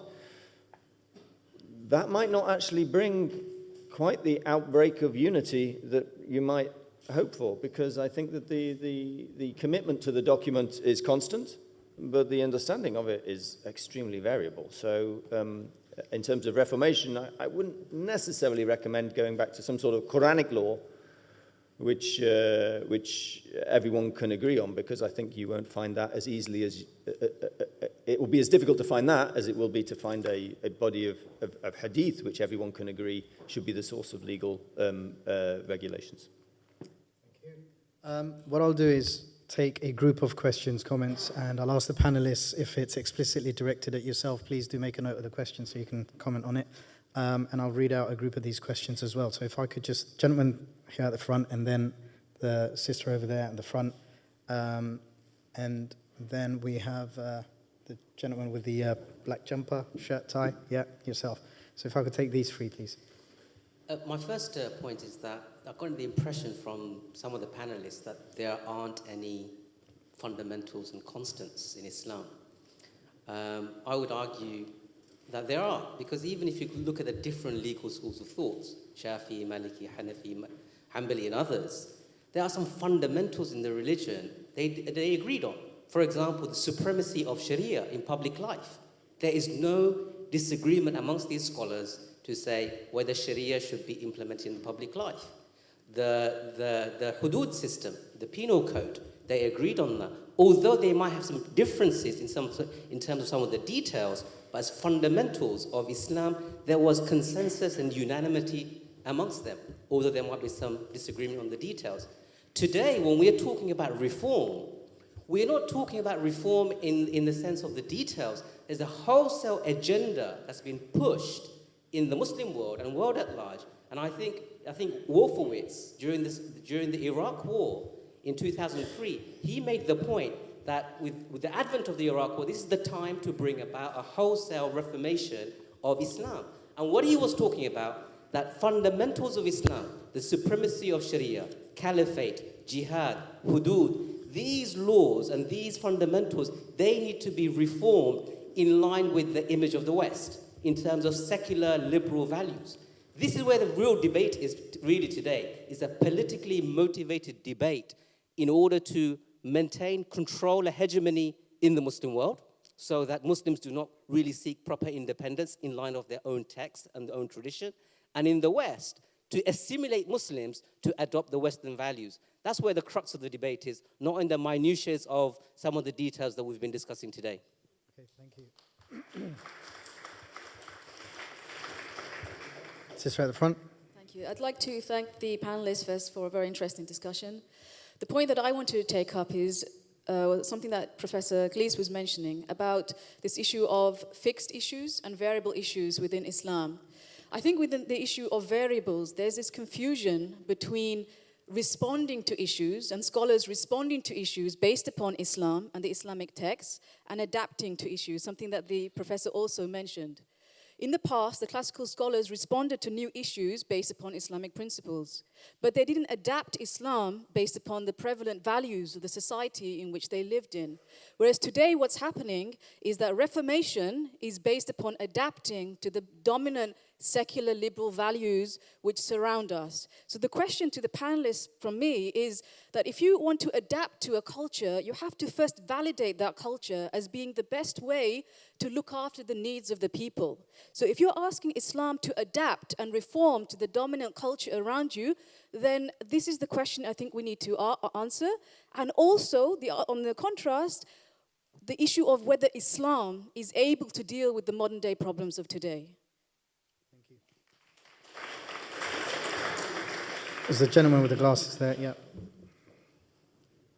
Assalamu alaikum wa rahmatullahi wa barakatuh. Have we become so romanticized with adhering to the past that we've forgotten a fundamental science, Maqasid al-Sharia, where we look at the objective of the Sharia? So what objectives are we trying to aim for? Because we mentioned inheritance here, but at that time, men were the primary sources of earning. If a woman is the primary source of earning, or in similar cases, would that objective of that law still be met? And if it's not being met, then do we have to reform that? Or in other words, are we, instead of saying reforming it, is to meet the objective of the Quran itself going to be different? And if that's reform, if that's the term that we're going to use, is it really the reform that we're now talking about? Thank you. Thank you. So I now invite the panelists to comment or answer any particular on the Maqasid approach, that is one approach which seems to be gaining some currency. I mean, understanding Islam not through a detailed legal hermeneutic, i.e. a set of legal principles, but looking at the overarching objectives which the Sharia, or the aims that the Sharia seeks from all its rulings. And I think, yeah, it has some historical antecedents, in the Shafi'i school, Ghazali, the Shatibi's formulation, but it really takes off from the the Abdul Rashid Rida period, where the detailed usul was no longer seen as serving, it wasn't doing its job. So what's better is if we go to a more value-oriented mode of deriving legal rules, the sort of Maqasidi approach is called now. I didn't quite get what you were trying to say. Are you saying that should we take that approach? Is that what you're saying?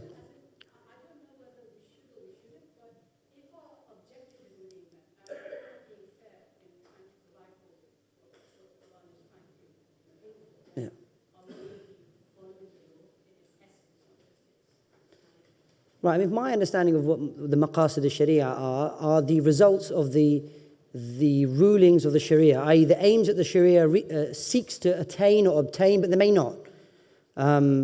So almost like a bird's eye view of the law. And I think all jurists accept that the Sharia has Maqasid. But where I personally would differ is that I don't think the Maqasid can become a legal methodology in the way the classical legal methodologies are. I don't think they're robust enough. I think if you take the Maqasid approach, what you're in effect doing is you're gut and filleting the Sharia.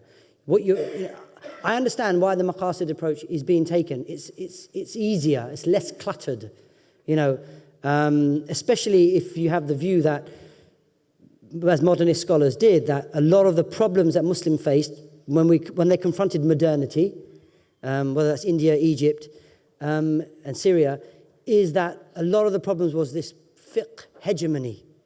The pre-modern fiqh of the Hanafi, Shafi'i, Maliki school was the problem. So what we need to do, we need to move away from the methodology that brought about that legal output, and we should go for a more value-oriented approach. In my opinion, it's going to collapse into a utilitarian type sort of a framework. You do what's in the best interest of the people. If the law doesn't serve the best interest of the people, the law needs to be changed. Pre-modern scholars never looked at it, never looked at God as an act utilitarian being. He didn't legislate things based on a utility. And then we have the whole problem of how do you determine what is maslahah anyway. So I think the maqasidi approach, I think the maqasidi approach has some problems with it. I would say that just to kind of reinforce the discussion on Maqasid Sharia, so Imam Shatibi, who discusses this, he says something very interesting because he was cognizant that some people might use it to undermine the Islamic text and law. So he says that anyone who basically tries to negate what is the Islamic text, or the rulings and the prohibitions, using the excuse of fulfilling higher objectives, is like a spirit without a body. And so just as a body without spirit is dead, so likewise the spirit without body has no life. So that was his argument, because he knew people would maybe try to twist what he's trying to say. And it was really a speculative approach to improve the policy making in Islamic government. So the Sharia aims at these objectives. So as a ruler, you need to ensure that these objectives are kind of achieved to the best degree possible by also, let's say, tinkering with policy. Policy is different from law, and it applies to how governments implement law. As for the issue of adaptation, I don't like using the word adaptation. Adaptation comes up the image of, this Darwinian creature which changes it doesn't change its genes per se, but let's say mutations occur to allow a creature to survive in an environment. The environment doesn't change, it's just a creature that changes to survive in an environment that's maybe hostile. Whereas Islam came to change the environment. So I would say that Islam doesn't adapt, it guides. It guides you into how to change the environment to fit the Islamic objectives, not all the way around. As for the other question that was raised, and it kind of harks back to what the professor has said about the issue of unity, Muslims are not obliged to reach theological unity. It's impossible. We can't all agree on every difference of opinion. The Prophet Muhammad and his companions had difference of opinion. You're not obliged to reach unity. You're obliged to seek the truest understanding of Islam as possible, the truest and the most accurate ijtihad, the most accurate derivation of law, yes. But the person who falls short of that still gets one reward with God. What we are obliged is to achieve political unity under one government, which defends all of us, which defends all the interests of the Muslims and also the non-Muslims obviously living in that territory. Because as Muslims, we all agree on the fundamentals of Islam, belief in one God, sovereignty of God, the Prophet Muhammad's prophethood, and we all believe in you're right, as you said, in the Sharia concept of hudud and justice. We agree on actually more than any other ideology or religion actually has agreement on these matters. Even our prayer we have more agreement on our prayer than any other religion, I would argue, apart from maybe minor small sects. We have more agreement on the same, how we pray, the same skeleton is exactly the same in every different school of thought. So, whereas amongst liberals, for example, there's a common, obviously, joke amongst academics, liberal academics, which is that liberals can't agree on anything except the name liberalism, all right? And yet, that is viewed as a possible and a reasonable system that can be implemented that has so much agreement, yet is still viewed as being possible and plausible to have such a system based on that much disagreement. And yet for Muslims, we can't have this system because, yes, we don't disagree as much as liberals, but we disagree. And so how can you unite? So I would say that unity is an obligation politically, but not theologically. Thank you, Abdullah. Oliver, would you like to comment on that? Well, I'm not quite sure what I should say. I mean, I think some of the questions and comments that came from the audience, I suppose, show a little bit the political nature of this question. I mean, the fact that any discourse on reform is increasingly viewed as being sort of suspicious, driven by external agendas. And I think, again, this goes back to sort of the colonial history, the kind of Orientalist framing of Islam, the sense that Islam cannot change by itself and its outside sources. So, I mean, again, that's, it makes, debates about reform very difficult because there's increasingly the sense of, where does it come from? Who is behind it? Why do we talk about it? Whereas I think, again, we talked about, fiqh as traditionally being a very diverse, discursive tradition where people were quite relaxed about different views and where there was a sense that sort of Islam is changing and is responding to these issues. I think because of the history and the politics, these debates have been, complicated. I mean, there's kind of tension and suspicions around these debates. I would just add to that don't think that so-called secular humanism or secular liberalism is a single homogeneous unit. There's enormous debates within. There isn't, every day British society is trying to work out what it means to be committed to particular principles.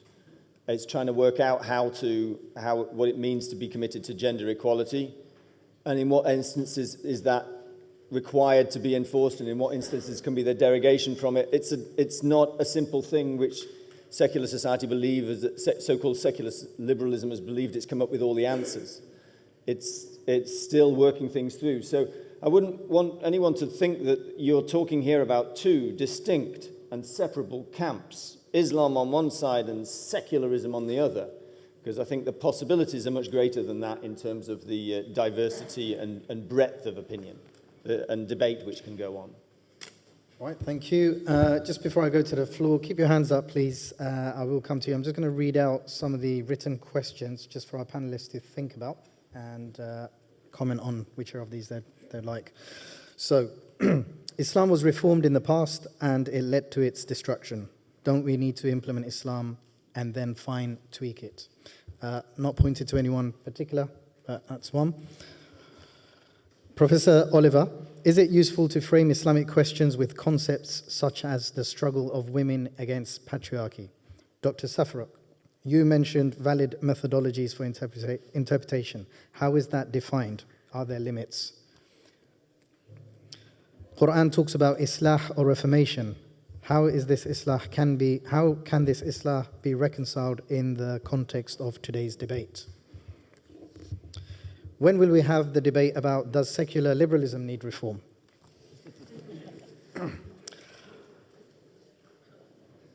I wanted to ask the panelists, what major tajdeed does Islam need today? If Islam needs to reform, is that not accepting that Islam has flaws and therefore not from God? Is that why Muslims are afraid of reform? What does that say about all other ideologies and religions? If history and society and systems have shown that we always change, reform to the current time, doesn't that show or prove that what we change to today, we look at in the future as wrong? And therefore, this method of following man's current logic is wrong and doesn't work, i.e. today's reform is wrong tomorrow. And finally, can each panelist define Islamic reformation and give a specific example of a true reformation in the example they select? I.e., if a panelist believes rules of women needs a new rule or change, please illustrate the change with an example. So these are the written questions. Feel free to comment on any now, or I'll go back to the floor, take some questions, and we can come back. Okay, we'll go to the floor, and then we can come back now. Gentlemen, we'll take 3 questions again, or we'll select 3 people. So gentleman in the blue. Yep, and then go to... Assalamu alaikum. Basically, the main discussion has been about reformation. Now, the concept of ijtihad, where Islam is refreshed, in my view, is not what I would consider a reformation. The fact that every century a mujaddid comes and revives aspects of the deen that were lost, in my view, is not what I would consider a reformation or a change. Or if you have scholars over the centuries coming along with new opinions and new ijtihad, that, in my humble opinion, does not define for me what a reformation is. So first and foremost, would the panelists agree that these are not reformations in any sense of the word whatsoever, number one? Number two, wouldn't the proper definition of reformation be the changing of the Quran itself, like adding 1 or 2 verses, or taking away a couple of verses, changing verses. Wouldn't a reformation of Islam really be like changing the hadith, changing aspects of Ijma Sahab, or changing aspects of the Sirah? Isn't this a true definition of reformation? Because you'll have a political discussion which is dominant by the likes of the Conservative Party talking about we need to reform Islam, take out the political aspects of Islam, the militarist aspects of Islam. So can the So can the panelists, the Muslim panelists in particular and the non-Muslim panelists, can they please comment on this? Okay. Jazakallah khair. Sorry for taking up too much time. Can I please request to try and keep it brief? We've got about 17 minutes left for the floor, so I do want to swiftly move. So the gentleman with a white cap, and then the lady with the blue, sister with a blue hijab. Yep, go for it. Assalamu alaikum and good evening. The question about reformation brings to mind the dolly the sheep analogy or ringing a car. It's not true to the objective or purpose. Islam is a holistic viewpoint about how a human being, whatever their belief or lack of, should spend their life. And if differences of opinion are a predicate for shooting that down amongst jurists, you only have to go into the temple down the road from here, ask 10 lawyers the one question, you'll get 20 answers. This is not a very strong argument for the proposition that Islam needs a reformation. Because differences of opinion on societal affairs, like in this country, are resolved by the courts. And the courts have to be duly constituted by a legal system, which is provided for by a political system. So we live in a secular society, it's a secular system, and that's what goes. Islam has not had the benefit of that for the best part of a century in name, and probably longer. So I think my first question is, why don't we look at the merits of each system rather than look at Islam from a secular prism to say, does it need reformation? Thank you. Yes, still the blue hijab. Yep. Assalamu alaikum. I want to thank the panelists for this very inspiring discussion. I believe there is another constant in Islam that is very important for this discussion as well, which is the concept of niyyah, intention. As far as I'm aware, all of the great scholars that have been mentioned have always pointed out that they act in their best intention, and therefore even if they use different methodologies, which are by the way all based on Islam, and reach different conclusions, these are not in fact external to Islam. The way I see it, Islam provides a frame, and within this frame there can be different methodologies, different conclusions. Therefore, anything that is seemingly new or different from other things, I don't believe it would be right to call that tajdeed. Gentleman in the back. Assalamu alaikum. Thank you to the speakers. One comment/question I have is this whole discussion that's happening about reform to Islam is not without a context. Why wasn't this being asked when Harun al-Rashid was in power, or Umar was in power, or Sulaiman al-Qanuni was in power? Why is it being asked now? So Islam, you only ask this question when you think something is weak. You need to then reflect back on the causes that when Islam was in power, what was the causes of it, and what has changed since then? Is it so much so the technology? Is it the ruling system of Islam which is gone? Or is it so much that there are theological differences? The society has now become more equal, yet Islam is a patriarchal society. And I guess the second point/comment is the people who are actually raising these questions on the Muslim side, are they not victims of an inferiority complex? Saying, oh, we haven't got any solution, surely Islam is to blame for the situation that we are in today. Whereas the reality is that it's the lack of Islam which has got you where you are. Because when you did rule by Islam, you were there for a millennium. You were a great power for a millennium, whereas it's gone now. And if it's being said that, we need to go down the route of Europe, then, how did they get here? Through slave trade, through colonization. So rather than getting to the end, shouldn't we then be saying, okay, if that's the way to reform, then shouldn't we start colonizing? Shouldn't we start dealing in slave trade? And so on. Thank you. Thank you. Okay, just before we go to the next round, I'll invite the panelists to comment, respond to any of the questions. The question directed to me is to what the parameters are of a valid usul. Well, I mentioned it before. A legal methodology must be consonant with the source text from which you're trying to extract your legal solutions from.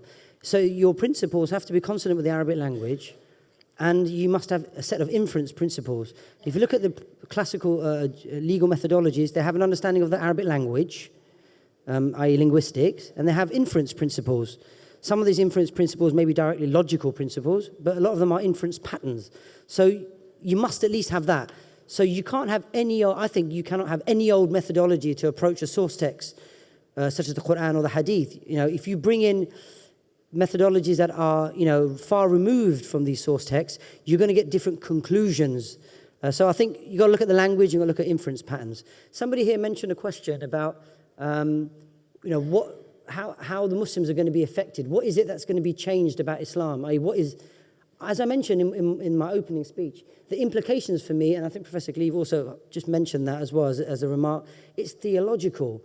Those who are calling for Islam to be reformed in their words, there's some implications for us as Muslims, as stakeholders, as faith members, as to how our religion is going to be. They're telling us that, that to reform must imply that God cannot be an absolute legislator, the source of law and moral values. Second of all, you must accept a fact-value distinction, i.e. claims about value, good and bad, what is beautiful, what is ugly, are different from claims about reality. Other things are like, well, the Quran cannot be the only source of guidance. That must be trumped, or that must be relegated to what the prevailing convention, norms, principles are, and so on and so on.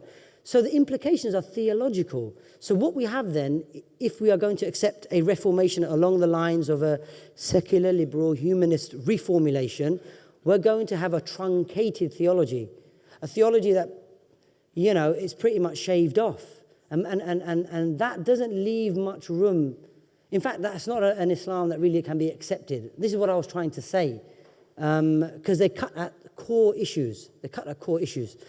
The other question mentioned about at the back, I didn't quite get the point that you're trying to make at the back. Why now? Some of the contexts I mentioned earlier, and I can't repeat them. But yes, the questions were asked when Muslims confronted modernity, a Western political ascendancy with huge economic power, and the discussions then we're grappling with them now. I mentioned very briefly is that the discourse that Muslims are taking on now is very emboldened. What I mean by that is that, Muslims going back to their tradition, understanding the intellectual basis of their faith and understanding that their worldview, with it comes a complete system to regulate human life, and that this system is actually coherent and it can address human problems. So I think that discourse, that emboldened discourse, is one of the things that is causing concern with the powers that be. And I really believe that.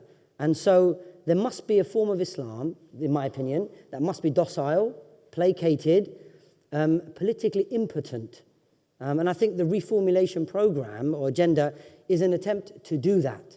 That's just something I mentioned at the beginning, but I don't have time to repeat that again. Okay, thank you.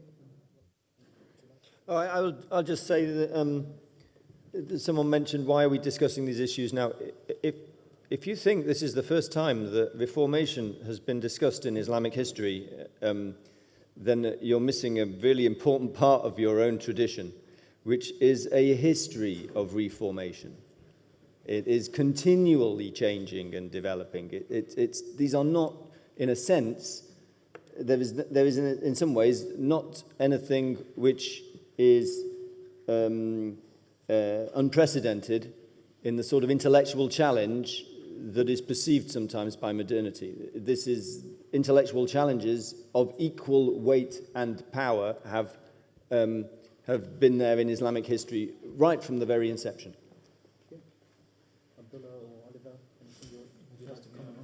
Yes, I think there's a history of reform, of change. It's always been part. I think the parameters have changed slightly. I mentioned on the one hand the kind of colonial history and legacy and the kind of politicization of these discourses and sort of suspicions around it.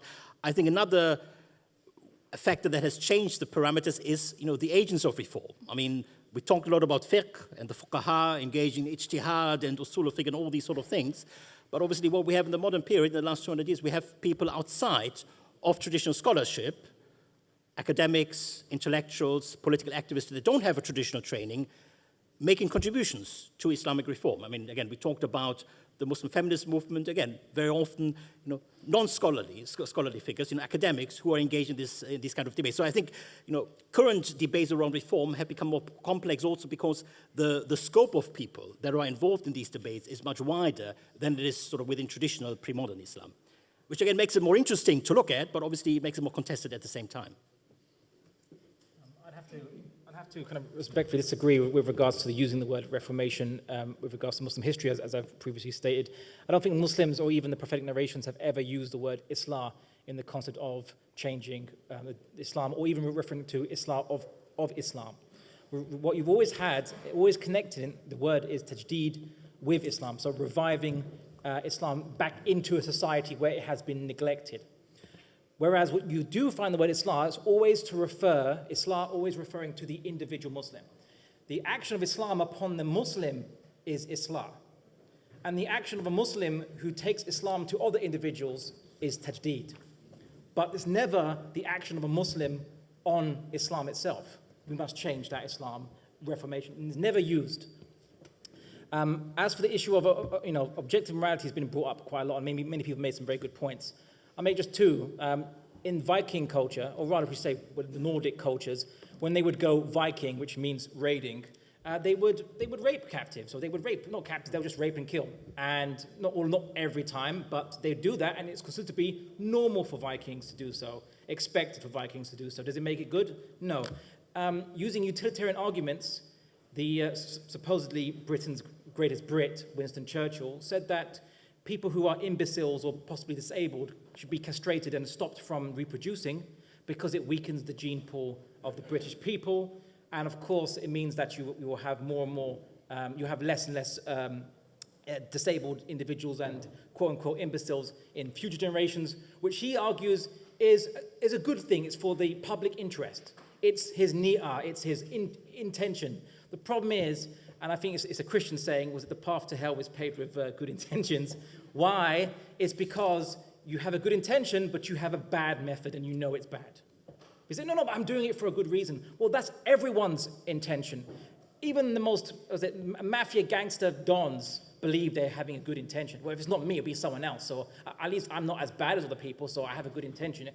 It's always the case. Everyone's seen Breaking Bad, right? Starts out as good intention, right? So that's really says. That's why we don't rely on intention alone, but we also have to look at the method.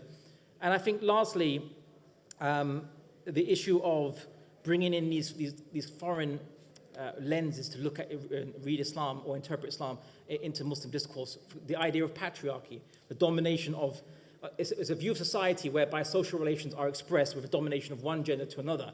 And that's how all of history is perceived from that rubric. Communists would think that all of history is perceived by a domination of those who have wealth against those who don't have wealth. And of course, critical race theory says it's a domination of one race against other races.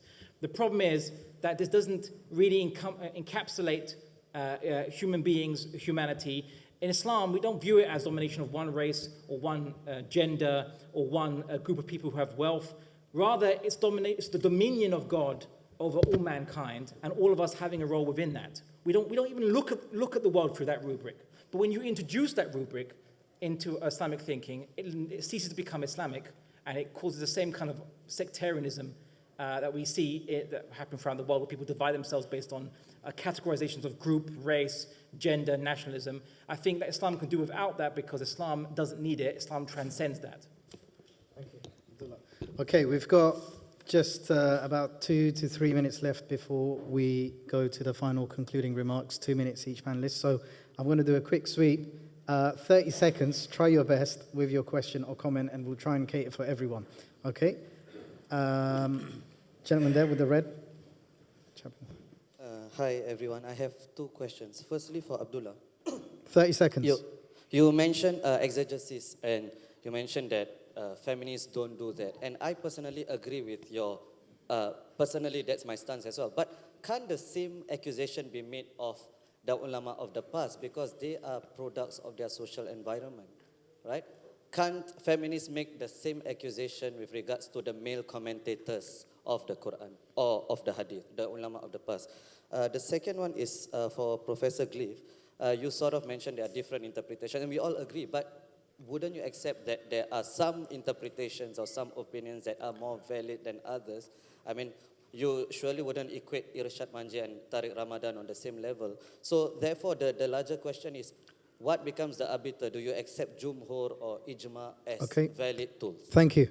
Okay, gentleman there with the beard, and then the gentleman next to him. Yeah, with the tie. 3 quick questions. First, for the gentleman on the far left. Is there a tension between saying that Islam is perfect, not in need of reformation, and between saying Islam can deal with new circumstances? Question for Professor Gleave. Do Shiite jurists have the same willingness to adapt or to respond to new circumstances, orthodox in inverted commas, Khoury, Sistani, all the major figures, less so Sana'i, as the Sunni jurists? And a question for Brother Abdullah. I think the question is not so much can Islam deal with new circumstances, but can Islam be molded to fit with contemporary current British ideals? In which case, can Muslims adapt to those ideals? For example, saying we have to follow the law of the land, or can they not? And if not, then what do we do? Okay, thank you. That's 3 questions you smashed in there. 2 persons down. Okay, thank you for the discussion. Just with all my respect to all the colleagues here and the panelists, I think the discussion so far up to now has been very legalistic and academic, and it hasn't really touched on the political context that we're living in. As a teacher, as a father, what I want to know is when my son reads a book and he reads that title being My Chacha is Gay, for example, what do I respond to my son? Because this is something which is an imposition of values.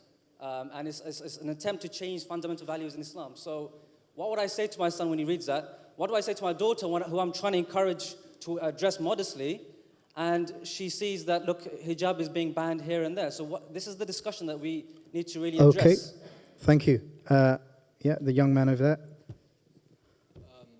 My questions to the professors. If you claim Islam needs reforming, what does a reformed Islam look like? Thank you. Gentleman in the far corner in the back, and then right at the back. The panelists can tie it into their 2 minutes. Just quickly, it seems reformation is based on liberalism. Since when did liberalism become a correct basis? Thank you. Short and sweet. Yep. My question's to all of the gentlemen, but specifically the Muslim ones. Seeing as this discussion has been correctly pointed out as being had in the backdrop with ISIS and all of the other issues of the day, I wanted to ask, given that arguably there's been no group as extreme as ISIS, what does this stem from? Does it stem from a misunderstanding of the religion? Does it stem from Western foreign policy? Is it one thing? Is it an array of different things? That is my question. Okay, thank you. I've got one question that's come through from the online streaming. We couldn't cater for many. I'll just quickly read it out, and then we'll go on to the panelists. In the words of the underground grammarian Richard Mitchell, a word that means everything means nothing. Robert Dahl, the famous American political scientist, used the same statement in defining democracy. So in defining Islam, or in the drawing the lines between the constant and the changing, in the words of Professor Gleave, these lines have to be drawn on the basis of the Islamic sources or the Islamic sacred texts. This is the parameter. This is the constant. It cannot be changed or reformed. It is this constant which informs our views and guides our decisions. Okay, so now we will go back to our panelists to hopefully incorporate answers to your questions and comments and their 2 minutes final closing remarks. Start with that. Should we do it in the same order? Yep. Okay. Yes, so looking at some of those questions which have come up is there an interpretation that is more valid than others? There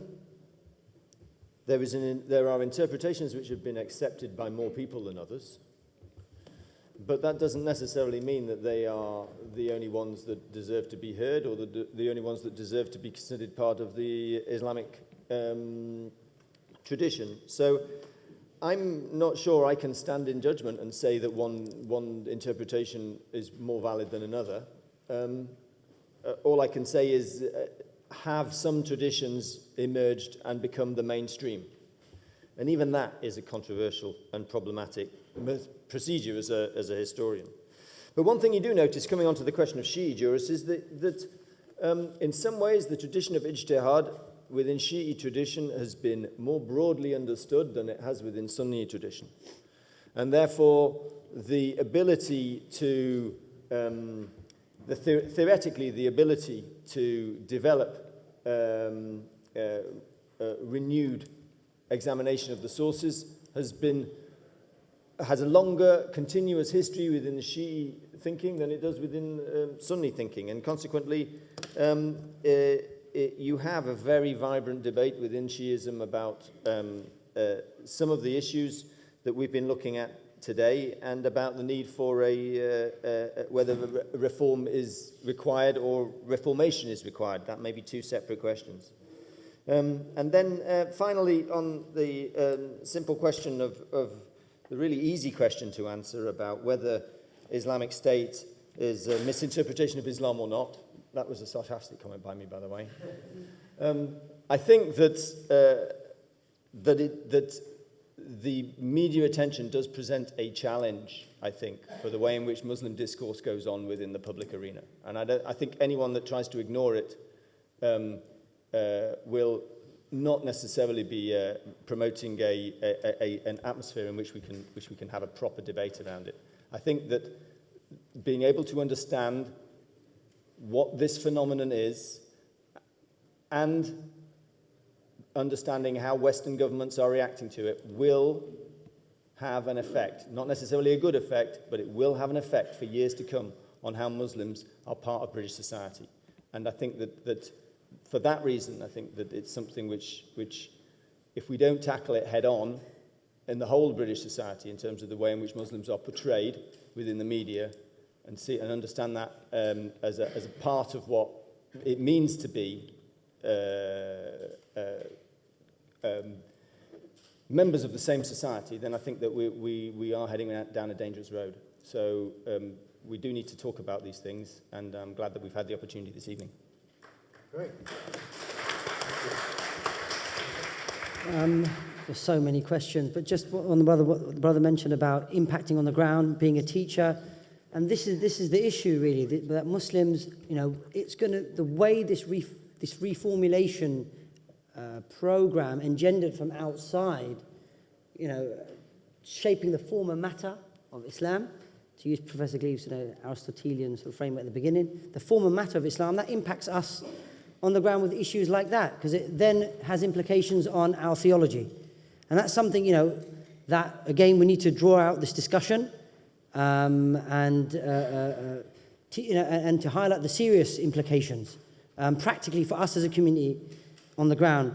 I think Islamic foundational doctrines, they are constant, they're not variable, but I think the Reformation, along the lines of the framework that I was mentioning at the beginning, a secular, liberal, humanistic paradigm, is getting Muslims to challenge that there are any constants, there are any theological constants.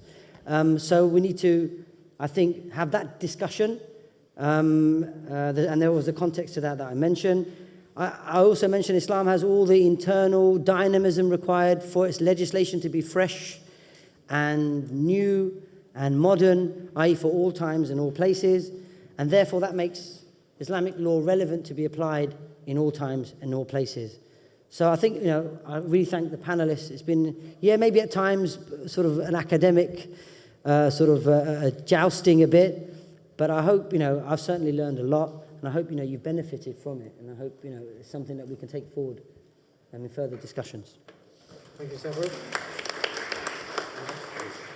Yes, I mean, again, just to sort of summarize, in terms of what is Islamic reform, again, Islam, as any other social phenomenon, as any other historical phenomenon, is constantly changing, it's adapting to various contexts. I mean, if we look at the history, we can see there are always debates of what is legitimate, what is not legitimate, what is actually the nature of the reform, where to draw the boundaries, who can engage in these sort of debates, and what it actually means. Is it a restoration of an original faith, or is it adding something new? And again, we saw today the debates around these terms.